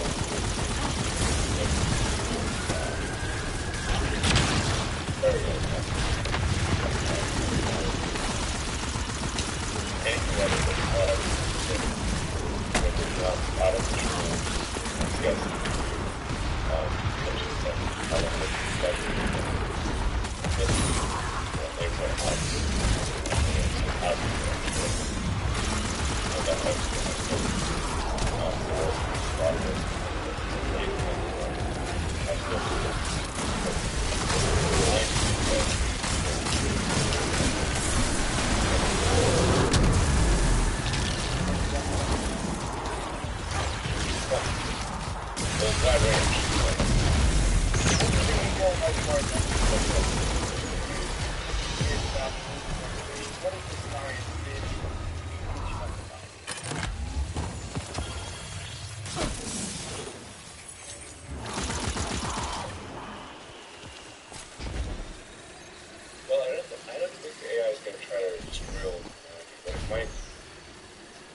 Under strict controls. And there's no non-zero chance of going back to a negative non-0%. I think it's a small likelihood of dramatic non-zero. Probably as close to zero as possible. And like I said, assuming control for the safety of all the humans and taking a role in the computing systems and weapon systems and effectively doing like sensitive planning. Isn't another scenario? You say that AI, like, you know, like, let's say you're, you know, a Miss World contest. Hypothetical.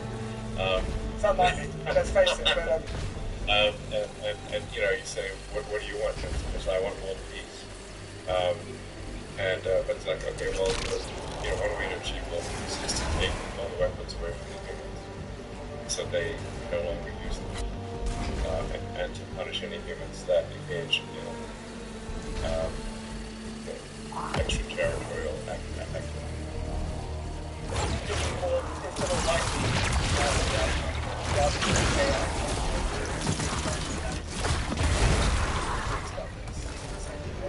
actually somebody nefariously harnesses that power to achieve sharp control, structure, superiority, and that some company that term Yes, that's very valid. That's AI. And the man is finding this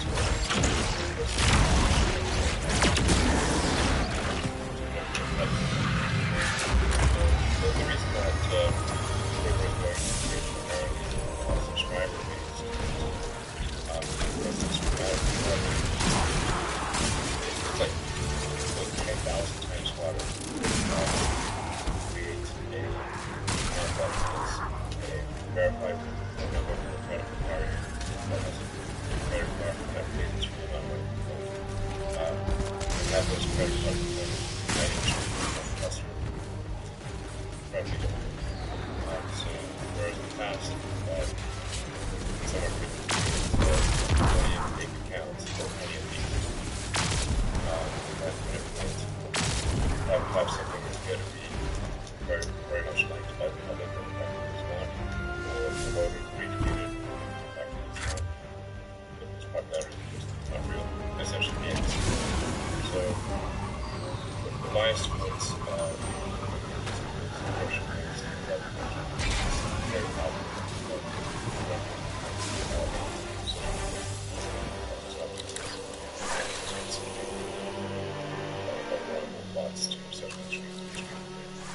If we take it back to where we started, if you look at the election that's coming up, how big a role will this big shift in AI capability over the last few months will continue through the next year? And how big an impact is this going to play, do you think, in the messaging and the way that people get told research? I think that's something we need to go look out for in a big way, is to make sure that we're minimizing the impact of AI. We're certainly very much taking that seriously at Twitter, Twitter, and I think we're putting in place protections to minimize the sort of effect when we see large-scale manipulations. But beyond Twitter, are you worried about this in the election? Yeah.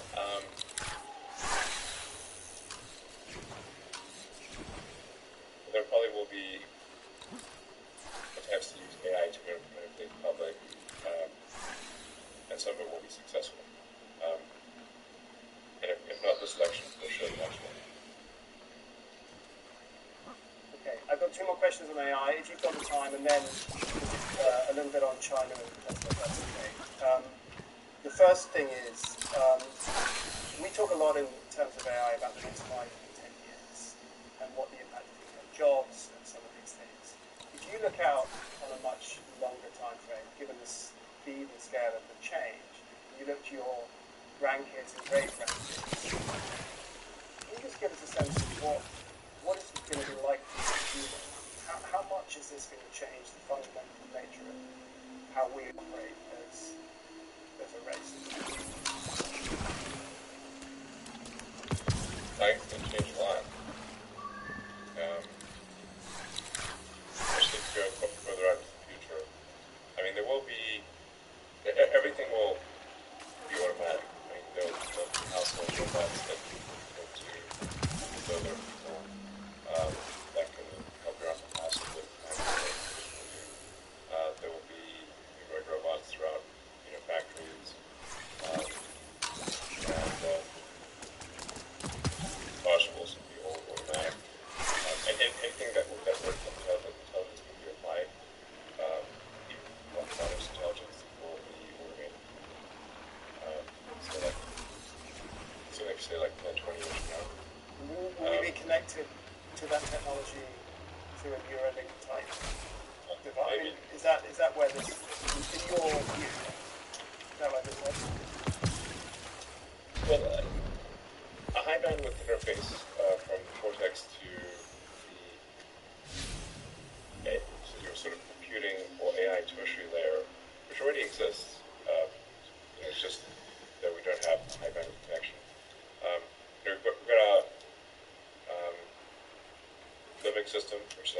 relational element.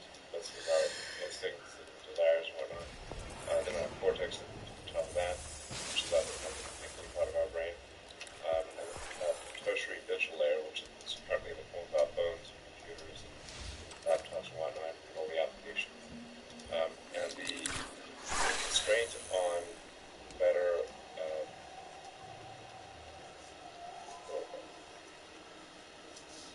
merging or the constraint on having human interests and machine interests be aligned is that, especially the output. So it's like, what's the output to the voice or your fingers, which move very slowly. So we're talking about maybe 10 bits per second, some fairly small data rate. So you're like, you increase that by, increase that by a million, probably. Pizza, yeah. I mean, this is obviously a relatively benign scenario, because there's a question of not just, let's say it's a benign scenario, how do we even appreciate or understand? How do we go along to the line and have a better brain machine interface that's a million times faster than, well, like we'll go along to the right a lot better than interfacing with the phone using slow moving. You put it like that. And in terms of, you have a lot of kids, many in this room have kids. What do they need to? What skills do they need to have? What are the three skills that you think are the most important to them that you're trying to give them prepared and well positioned?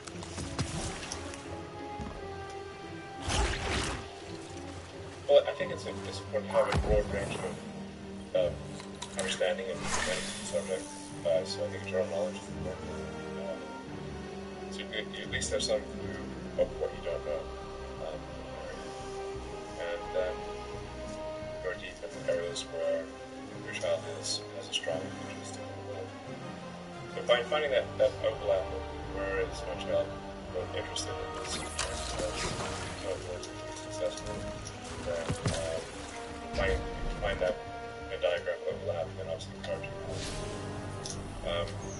And we are obviously headed to a high-tech world, so some basic understanding of computers and software, artificial intelligence is probably a good idea.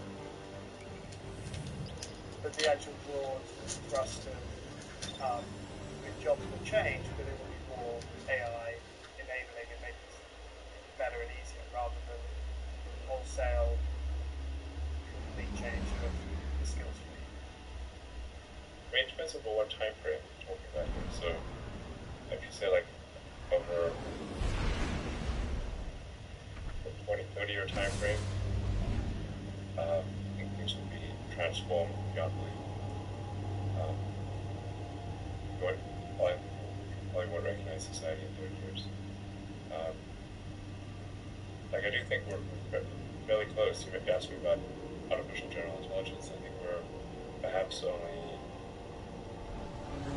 3 years, maybe 6 years away from it. This decade. So, in fact, arguably we are on the event horizon of the black hole that is.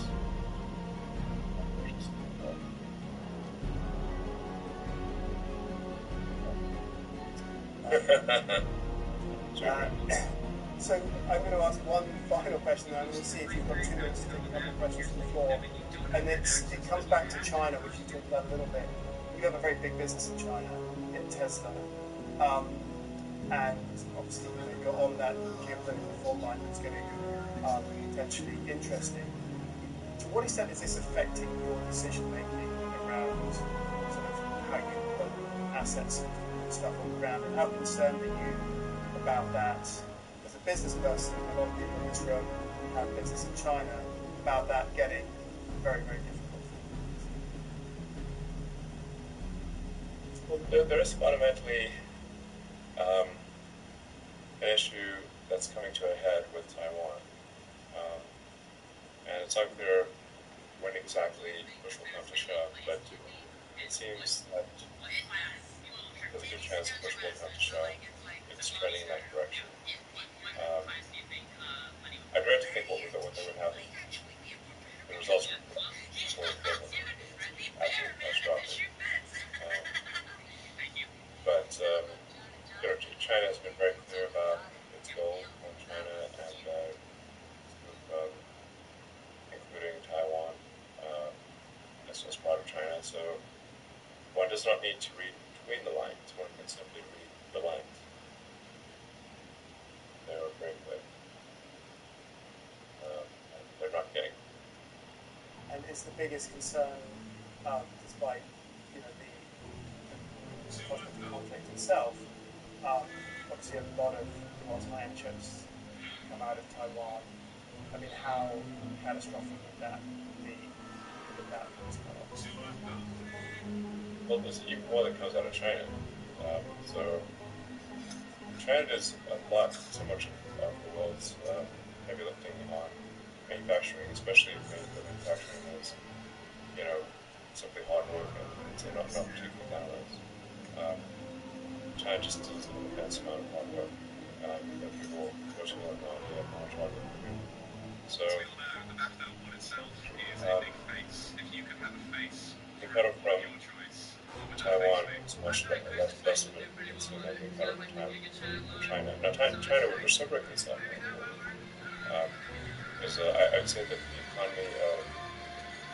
economies of China and Taiwan they're like conjoined twins with the Western economy, with the rest of the world. So China and the rest of the world being conjoined twins from an economic standpoint will mean that the separation is going to be dire indeed. That happens. I hope it does not happen. So, and there's no easy solution here. But if there's any path to a diplomatic solution, we should really take that seriously. Do you have time to take a few questions from the floor, Elon? Sure. Does anybody have a question they'd like to pose? We'll go here and then here. Behind you. Thanks for joining us.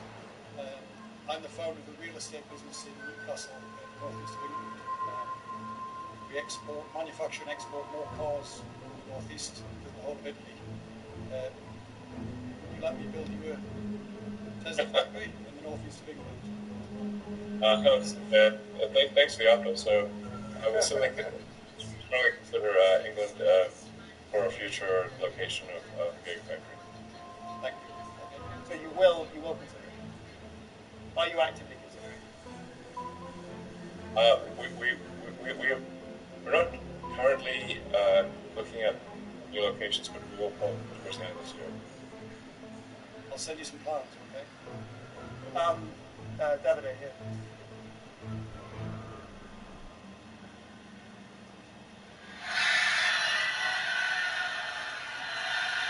Thank you for your time.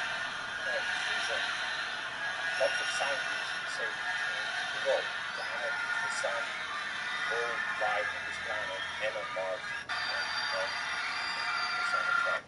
Can I ask you why a man of your brilliant brain, resources, and talent is not actually focusing on fusion, which I think would be a game changer for society, and rather than on Twitter where there are many good and different way?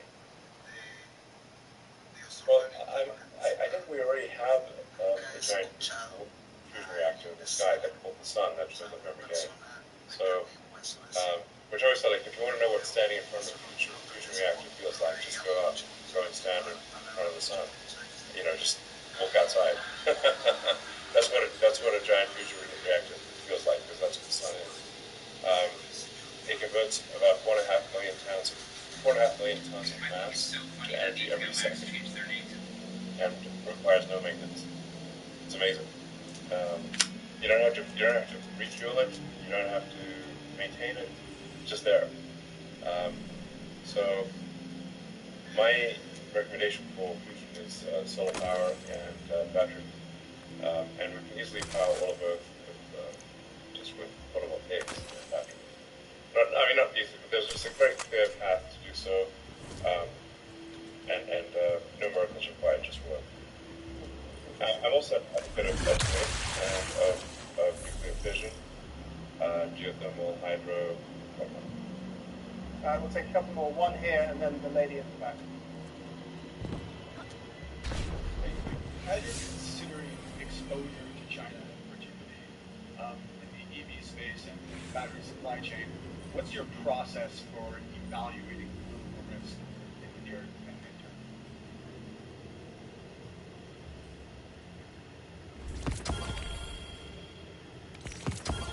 I guess I just talk to my team, read the news, I don't know, assess the opinion on human rights code.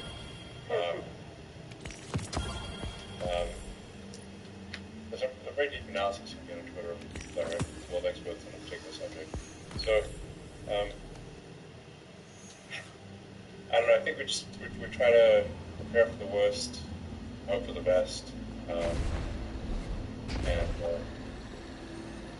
make sure we have factories in geographically diversified regions of the world where the supply chain is as localized as possible. But this is important also for force majeure situations. If there are earthquakes, wildfires, riots, revolutions, ice storms, heat waves, you name it. I think I've seen it all at this point. So you want to have a supply chain that does not inherit force majeure from all of Earth. It's something that's going to happen somewhere. It's a big planet. So that's why I think it's important to have localized supply chains with factories in each other. Last question from the lady at the back. Yeah, you famously tweeted that you thought that population collapse was a much bigger risk for humanity than climate change. What do you think states, families, even companies can do to ensure that more of us want to have more children? Well, yeah, I think it's very telling if you look at the birth rates, which are just publicly available. You can look at, say, the birth rate last year for every country, available online, and you can look at the trend in birth rates, and it's just very clear that the trend has been strongly downward, and that we've recently hit all-time lows. So you think that, during COVID, what else you got to do? You might as well have a kid. But, didn't happen, actually. We had a big drop in birth rate during COVID. An increase in divorces too, since they spent a lot of time with their significant other. So I think generally, so simply changing people's mind about the importance of having kids, it's very important to have kids in order to continue civilization. And I think sometimes it's viewed as kids are viewed as an imposition on the world. I don't think that's the case at all, or that people sometimes think there are too many people in the world. That's certainly not the case. You can put all of the humans on Earth on one floor in a city of New York. We'd be uncomfortable, but just to give you a sense of the cross-sectional area of Earth that is human is very tiny. It just seems big if you're in a big city. But for the vast majority of the Earth, if you're given a task of from a plane of dropping a bowling ball and you have to hit someone, you miss. You almost never hit anyone. The point is that you very rarely go over a person in an aircraft. You fly from LA to New York, the vast areas of land in the world. So anyway, I think we want to just generally have it be socially encouraged to have kids. I think certainly companies need to support employees that have kids. I think in terms of government incentives, there should be tax breaks for having kids, or maybe just financially not reconciled about children. And it's also worth bearing in mind, like, autonomy aside, if someone doesn't have kids, what you're actually asking is that someone else's kids take care of you when you're old. And that doesn't seem like quite right, because that's what we're forced to do. That's the motivation, is that someone else's kids will have to take care of you when you're old. So I think one way or another, we can solve this birth rate issue, or civilization will go for nothing. Isn't that where AI comes in to do all the jobs for us? So we can handle a... Si hubiese habido clanes en la ciudad cuando era niña, no me hubiera ido. I think that there will be robot nannies that are very competent, so that will help.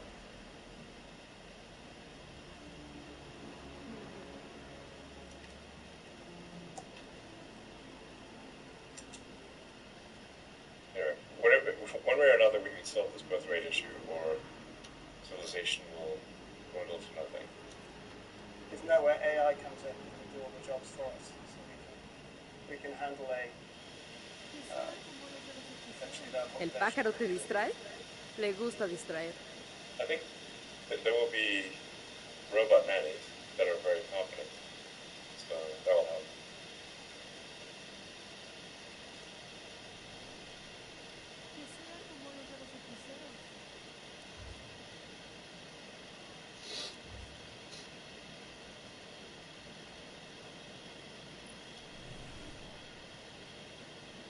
¿Querías decirme algo?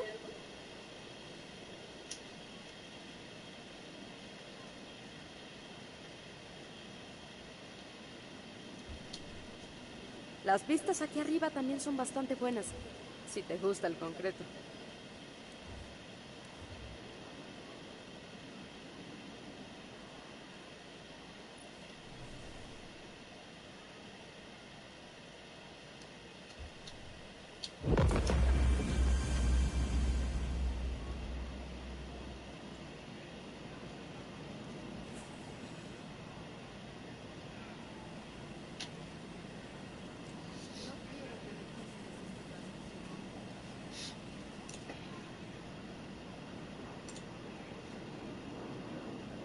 ¿Me estás juzgando por venderme y volver a la ciudad? Es broma, ¿no? Pájaros.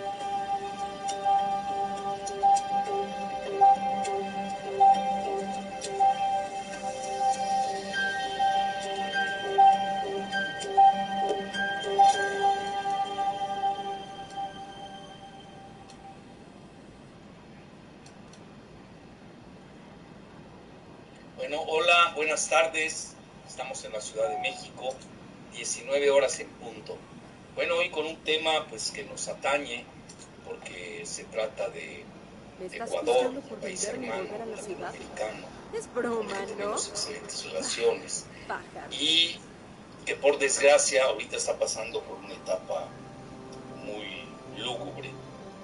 El modelo globalista neoliberal de este banquero que resultó tiktokero, aunque no lo crean, gracias al TikTok ganó la elección, pero pues ustedes saben, el TikTok no procura ni otorga gobernabilidad. Entonces ahorita están en una crisis mayúscula y vamos a empezar. A ver, Giselita.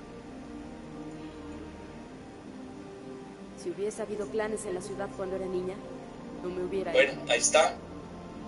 Los lazos de Lazo ahorita los van a ver. Y como que no son nada edificantes. La siguiente. Él fue banquero del Banco de Guayaquil, un banco importante, el tercero del país. Y pues no estuvo a la altura de las circunstancias, es la realidad. Se dedicó a lavar, se ligó mucho a la mafia albanesa. Ahorita vamos a ver de qué se trata. Ese es mi artículo de ayer en La Jornada, Bajo la Lupa. La siguiente, Gisela. Las vistas aquí arriba también son bastante En su buenas. campaña recuerdo que hasta usó zapatillas rojas pues para jalar a los millennials en ese momento y hasta centennials. Bueno, y vean, la realidad es que el motivo benigno del juicio político de la Asamblea, que es unicameral allá en Ecuador, que por cierto es un país dolarizado, al banquero tiktokero Guillermo Lazo se debe al delito de peculado con la estatal petrolera Flopec. Acuérdense que es un importante país petrolero. No tanto, andan alrededor de 500,000 de barriles diarios. México, si no me equivoco, ya andamos en Igual ya podría patrocinarlas y... No. El peculado lo realizó con la transportadora Amazonas Tankers. Esa fue la realidad de su juicio. Pero lo más grave son sus lazos con la mafia albanesa que financió su campaña política. Son notas de ahí, de 124, juicio político y la mafia albanesa. Todo lo que digo, y yo mismo me asombré en el artículo que escribí ayer, me pasé hasta de links, creo que cada palabra necesitaba un link. Porque luego ya ven que como tiene muchos apoyos, sobre todo de este grupo del Instituto Atlántico de Gobierno, que hasta a mí me huele que hasta hablaban de todo, porque ahí está Vargas Llosa, ahí está Krause, Calderón, la gente de Iberdrola, puro lavador, Bueno, la siguiente, por favor. Un clan es una Entonces vean, a unos días de que iba a ser defenestrado por la Asamblea, se le requerían 92 votos. Parece que no pudo comprar a varios diputados. Si hubiese habido clanes en la ciudad sobre todo el grupo indígena se dividió, que es el grupo que lo llevó al poder precisamente la vez anterior, con su campaña en TikTok. Y obviamente el dinero que repartió, como estamos viendo, con la mafia albanesa. Y a unos días de ser defenestrado, Lazo optó por el escapismo judicial de la superchería de la muerte cruzada, así le llaman, cuando, pues antes de que lo enjuicien por la Asamblea, pues la disuelve. Pues qué fácil, ¿no? Y por cierto, comento que no supo hacer lo que no supo hacer su homólogo peruano Pedro Castillo, y precisamente llamó a nuevas elecciones, que no se le ve mucho futuro. La siguiente, si no me equivoco, tiene 67 años. Bueno, vean, esta es una extraordinaria investigación. Lo hizo La Posta, fue un grupo de 10 periodistas, y realmente, pues yo todavía lo estoy leyendo a las 3/4 partes, es muy extenso, pero es fuera de serie lo que hicieron. Felicitamos a esos verdaderos periodistas de La Posta. Y precisamente por eso comento que el pasado y presente de Lazo son mega hediondos, pestilentes. No se diga el demoledor libro censurado, así se llama, feriado bancario 2.0, offshore, mafia, droga y muerte. El offshore es por el lavado de dinero. Y lo escribió Luis Torres, para mí muy valiente, por algo le censuraron el libro. Yo lo tengo en PDF, es un libro también extraordinario. Ahí da luz sobre la mafia albanesa, que pocos conocíamos, y está en México, para no variar. Las vistas aquí arriba la siguiente, bueno, yo vi que hay hasta mafia croata en Cancún. La siguiente, y ahí está El Gran Padrino, la investigación periodística sobre corrupción y narcotráfico que llevó a una acusación de juicio político contra el presidente de la República de Ecuador. Esto es de La Posta. La siguiente. El presidente de Ecuador, Guillermo Lazo, creó un entramado offshore en los paraísos fiscales para ocultar su fortuna, según los Pandora Papers. Los tenía en Panamá. También ahí está Vargas Llosa. No vaya a ser que ahí se conocieron, porque Vargas Llosa anda, que es el aliado de Krause, el otro lavador de Stanford, que quebró ese banco, ¿cómo se llama? Castañeda Goodman. Y Aguilar Camín, pues ese es muy barato, ¿no? Salinas lo compró con una imprenta en Puebla, muy barato. Y yo tengo, precisamente me dieron el otro día el file de Aguilar Camín, es chetumaleño, ¿para qué les cuento? Y lo reemplazó con 2 fideicomisos Lazo en Dakota del Sur a fines del 17, según los Pandora Papers. Y entonces yo ahí comento que Lazo rebasa su putrefacción desde su implicación en los Pandora Papers, donde manipuló sus depósitos entre Panamá y Dakota del Sur. Si hubiera consultado a Krause, lo sabe hacer muy bien. La siguiente. Parece que Krause fue miembro del Consejo de Administración del Banco Santander, que no quiero abrir ahorita ese tema. Bueno, vean, lo más interesante aquí es que, según Prensa Latina, que es de Cuba, se revelaron los vínculos entre un capo de la mafia albanesa y un influyente cuñado de Guillermo Lazo. Su cuñado se llama Danilo Carrera, parece es el que lo lanza a su carrera carapulosa. Y un capo, otro capo se llama Rubén Cherres, fue asesinado precisamente cuando fueron revelados estos lazos, que es íntimo de Danilo Carrera y obviamente socio de la mafia albanesa. Ahí está Ecuador, matan a sospechoso del drama que rodea al presidente.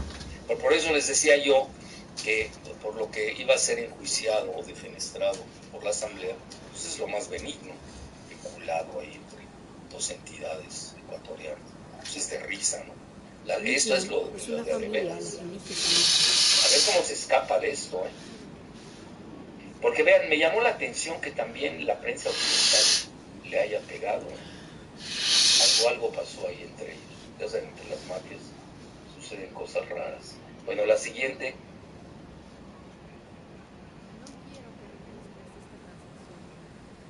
Bueno, ¿cómo opera? Eso es de la BBC de Londres, ¿eh? Eso es lo más interesante.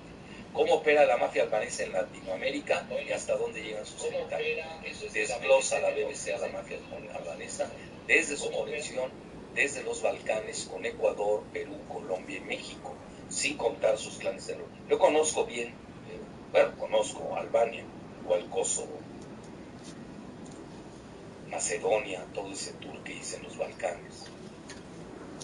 Bueno, ya no se diga Serbia, la conozco bien, Croacia. La otra, ¿cómo se llama? Donde está Sarajevo, donde se desató la Primera Guerra Mundial. Herzegovina, Bosnia-Herzegovina también, y hasta Montenegro. Yo recorrí bien esa región. Y me llamó la atención que tengan tanto poderío, los albaneses. La mayoría son de religión musulmana sunita. Hasta ahí llegó el Imperio Otomano. Ese es el origen de la religión musulmana ahí en Albania, que da al mar Adriático frente a Italia. La siguiente, Giselita, por favor. Bueno, y vean ya desde cuándo. No veo aquí.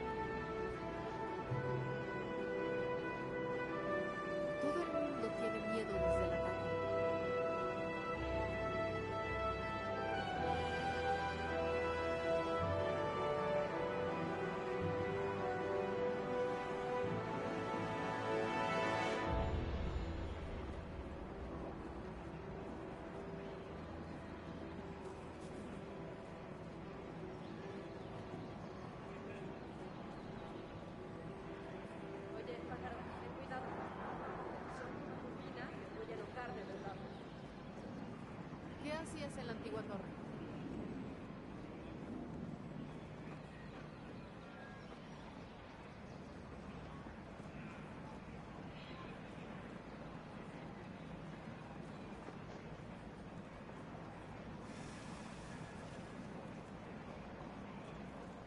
Todo depende de la vanguardia.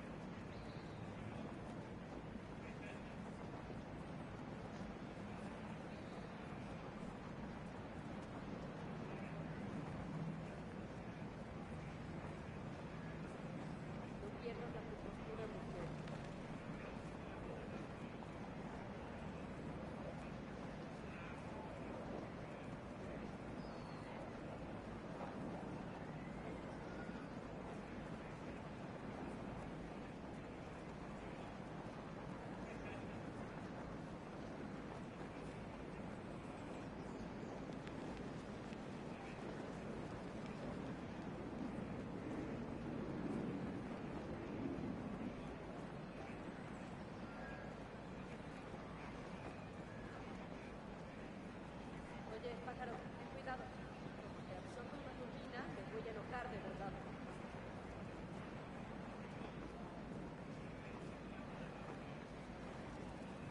Ya está.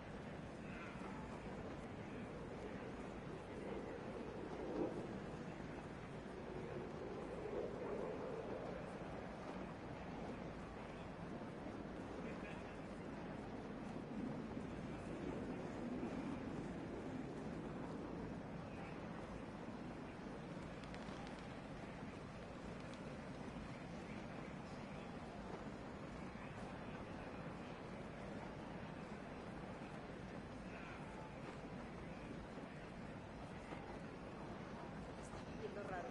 Creo que te estaba viendo raro porque eres un pájaro.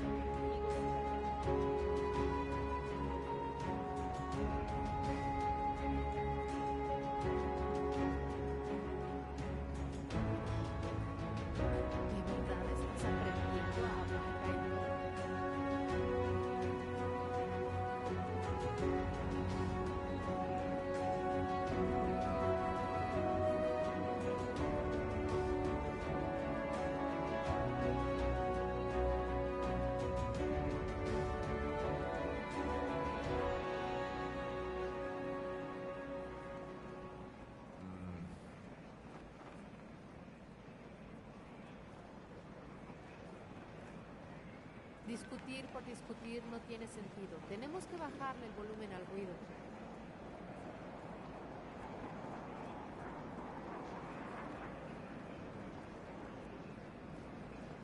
¿Cuándo se va a lanzar la ofensiva?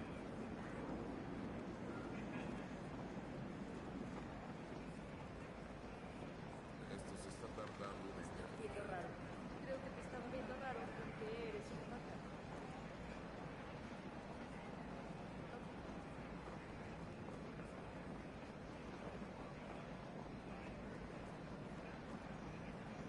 Llevo varias semanas ahorrando para un encargo del Eververso.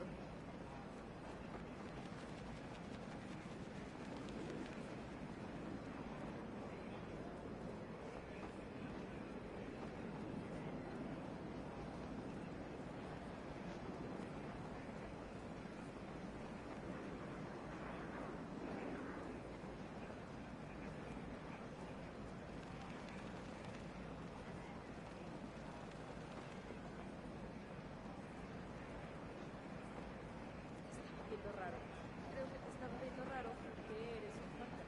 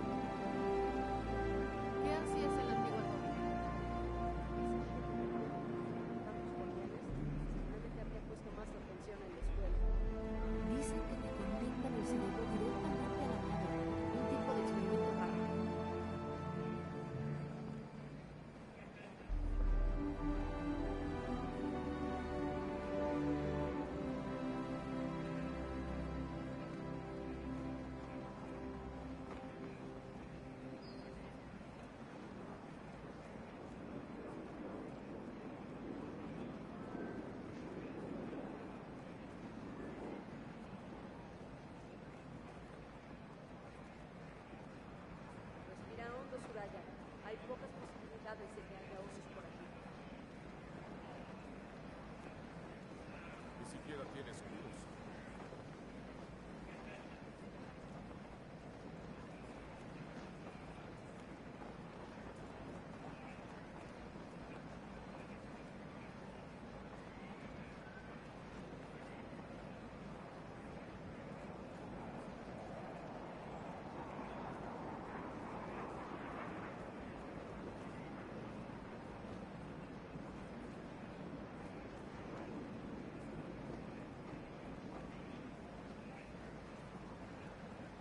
No te alejes, colega.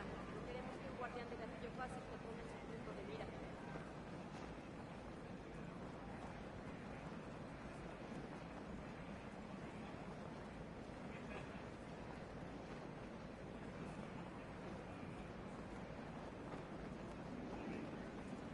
¡Sí!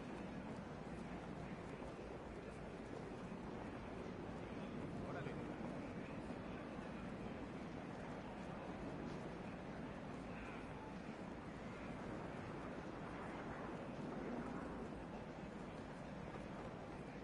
¿Es sabido que el gobierno está apuntando a los guardianes?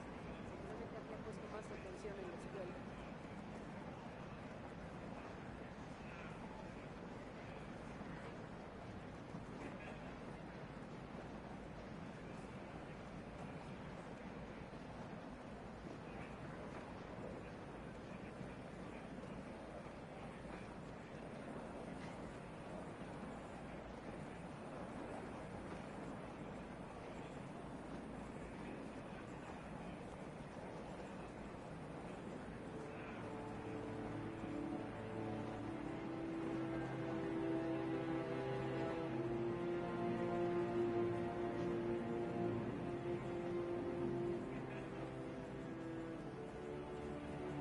Respira hondo, Soraya. Hay pocas posibilidades de encontrar el sistema. Dicen que te conectan el cerebro directamente a la nave. Un tipo de experimento raro.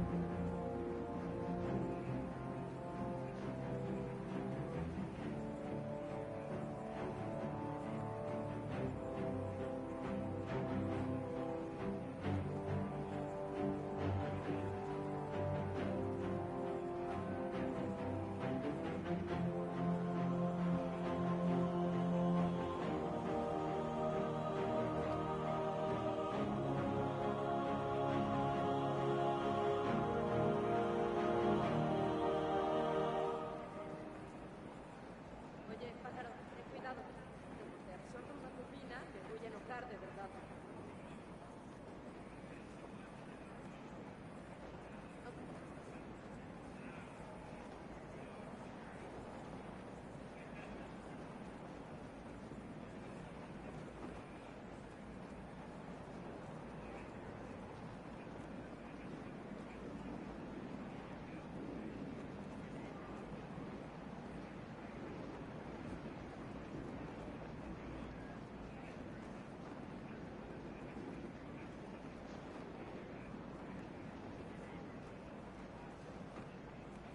Lo estás haciendo genial, de brillo. Muchas gracias por todo.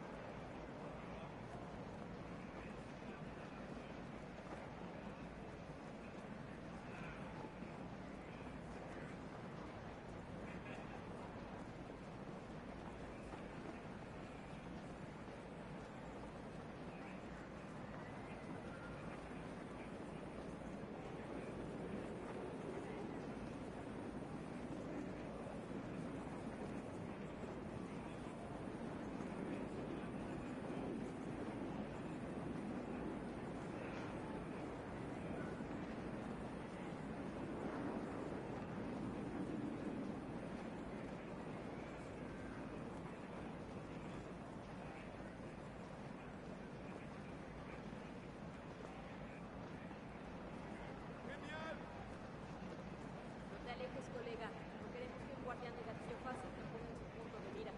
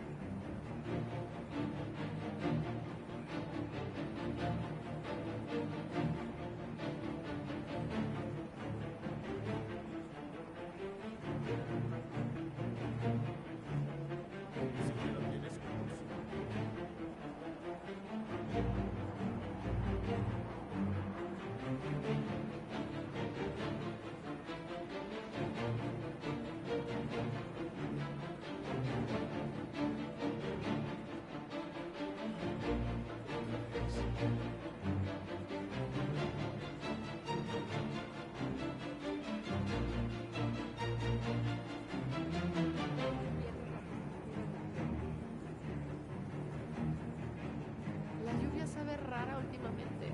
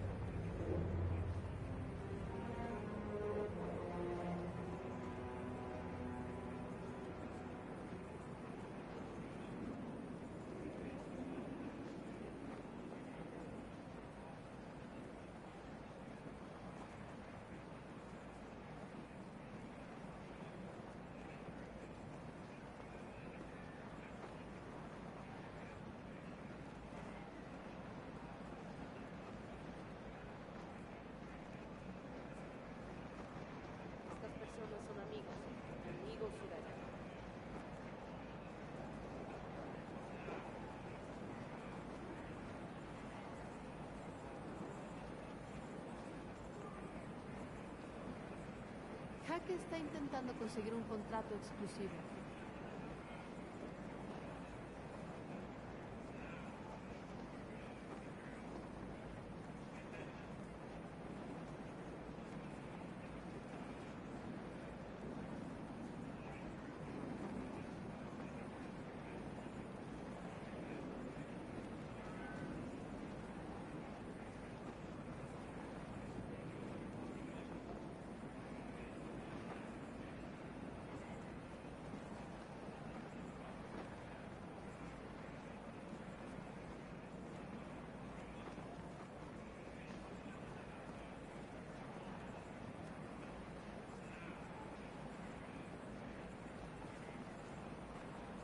Entiendo lo que dices, Eduardo. Gracias. Sí, hablaremos de nuevo mañana.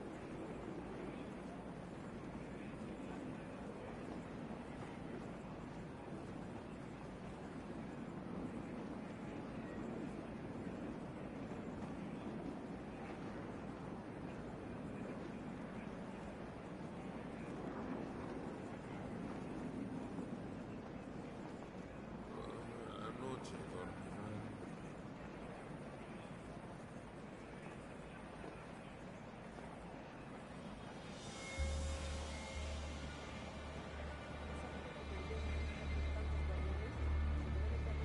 Hasta está intentando conseguir un contrato exclusivo.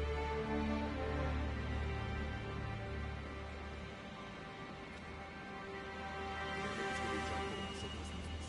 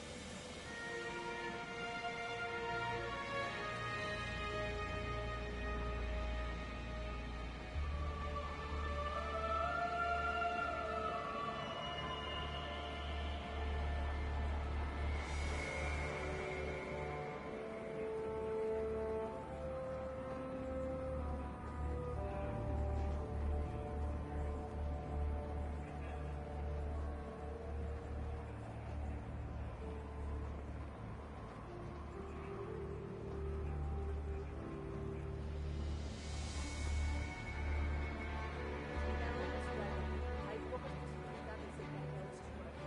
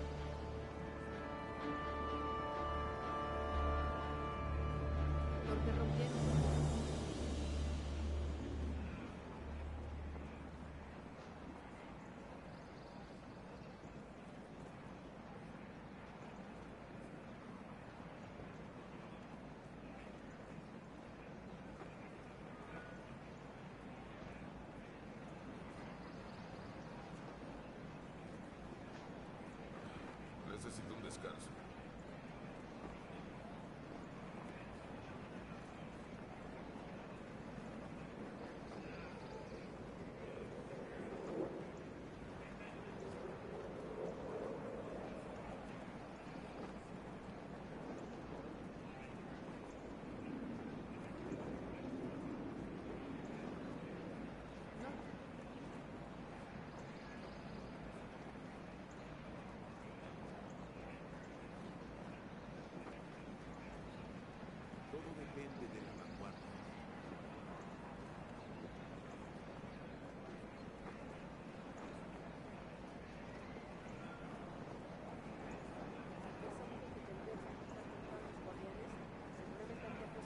La guerra es la única constante. Lo único que se puede hacer es estar preparado.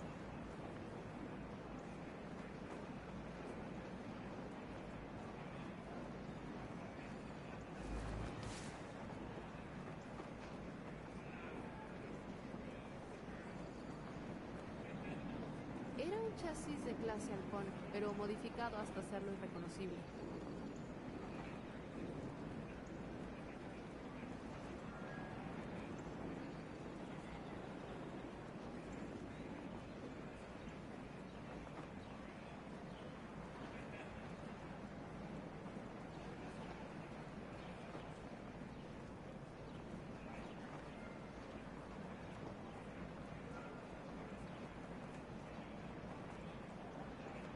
No te alejes, colega. No queremos que un guardián de gatillo fácil... Supongo que es oficial.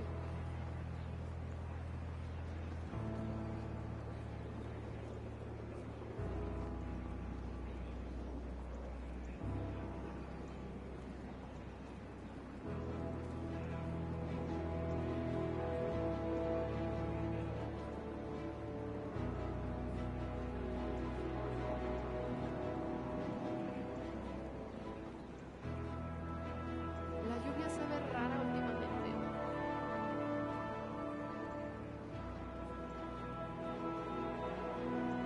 No te alejes, colega. No queremos que un guardián de gatillo fácil te ponga en su punto de mira.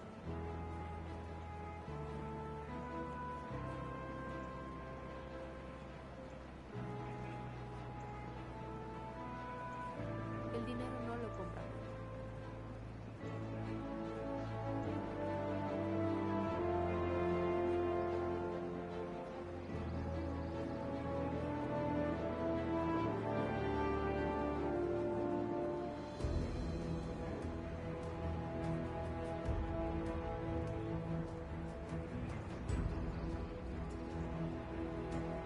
¿A dónde iríamos?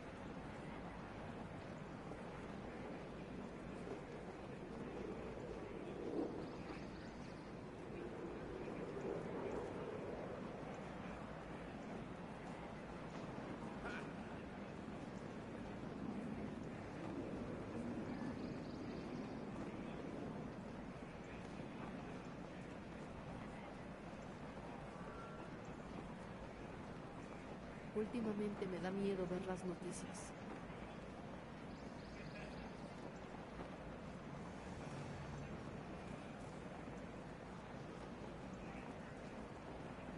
Entiendo lo que dices, hija. Gracias. Sí, hablaremos de nuevo mañana. ¿Había sabido de él desde... ya sabes?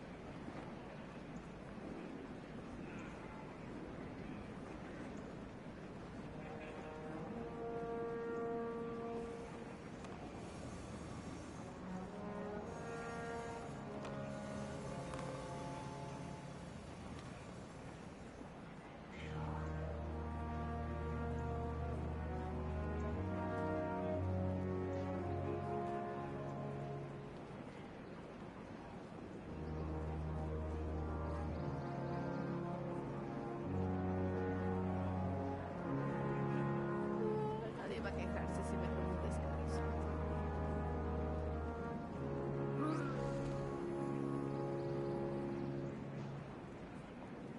¿A dónde Ryan? Hay pocas posibilidades de que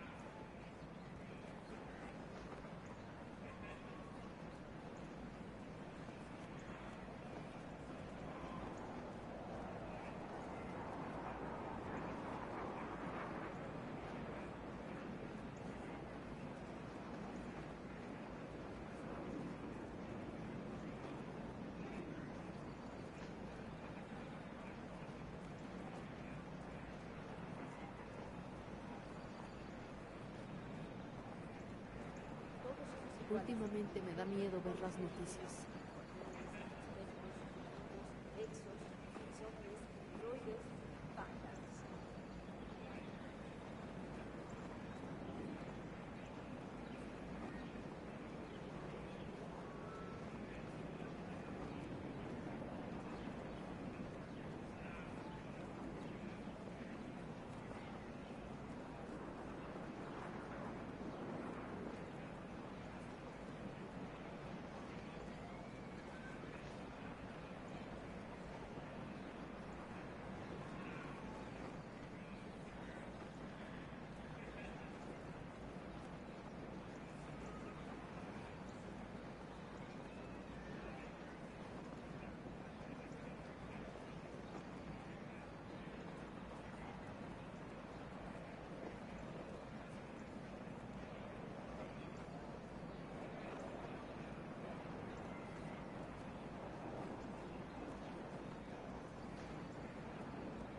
Entiendo lo que dices, hija.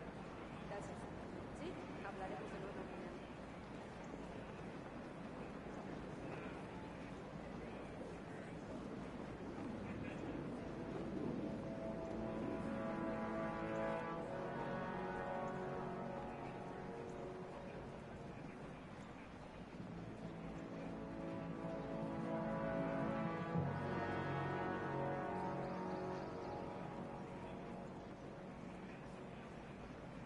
No puedo creerlo.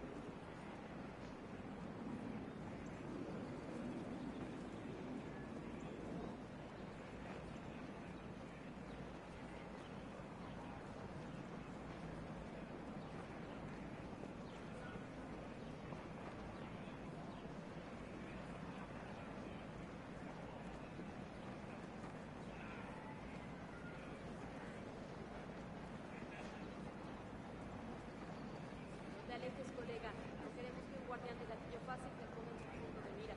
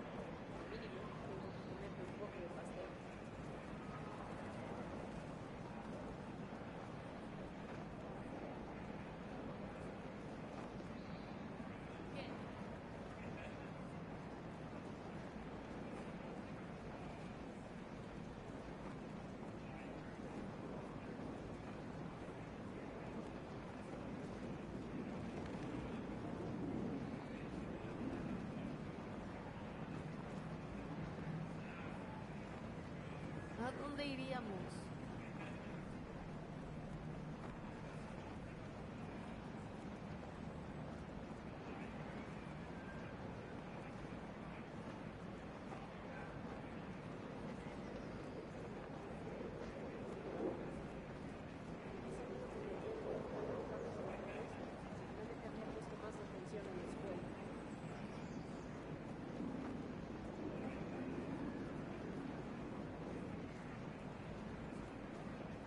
Últimamente me da miedo ver las noticias.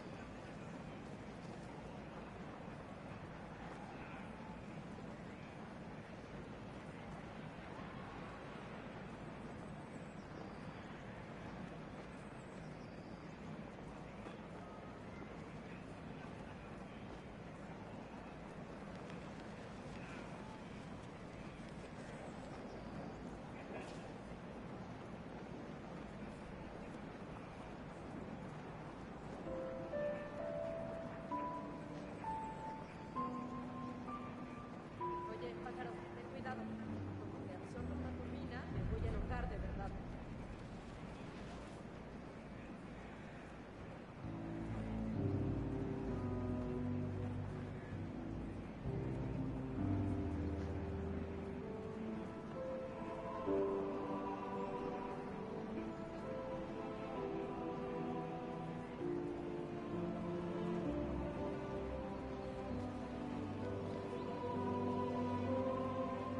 ¿Qué hacías en la antigua torre?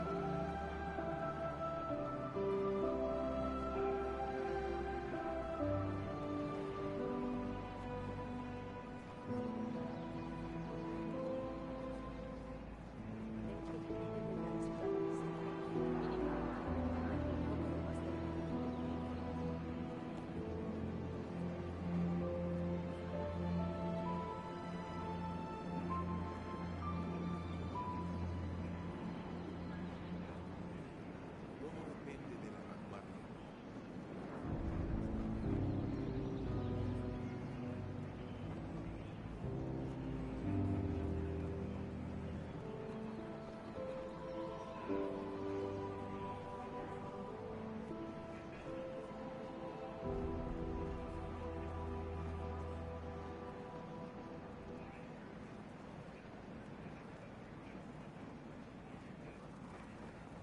Respira hondo, Suraya. Hay pocas posibilidades de que haya osos.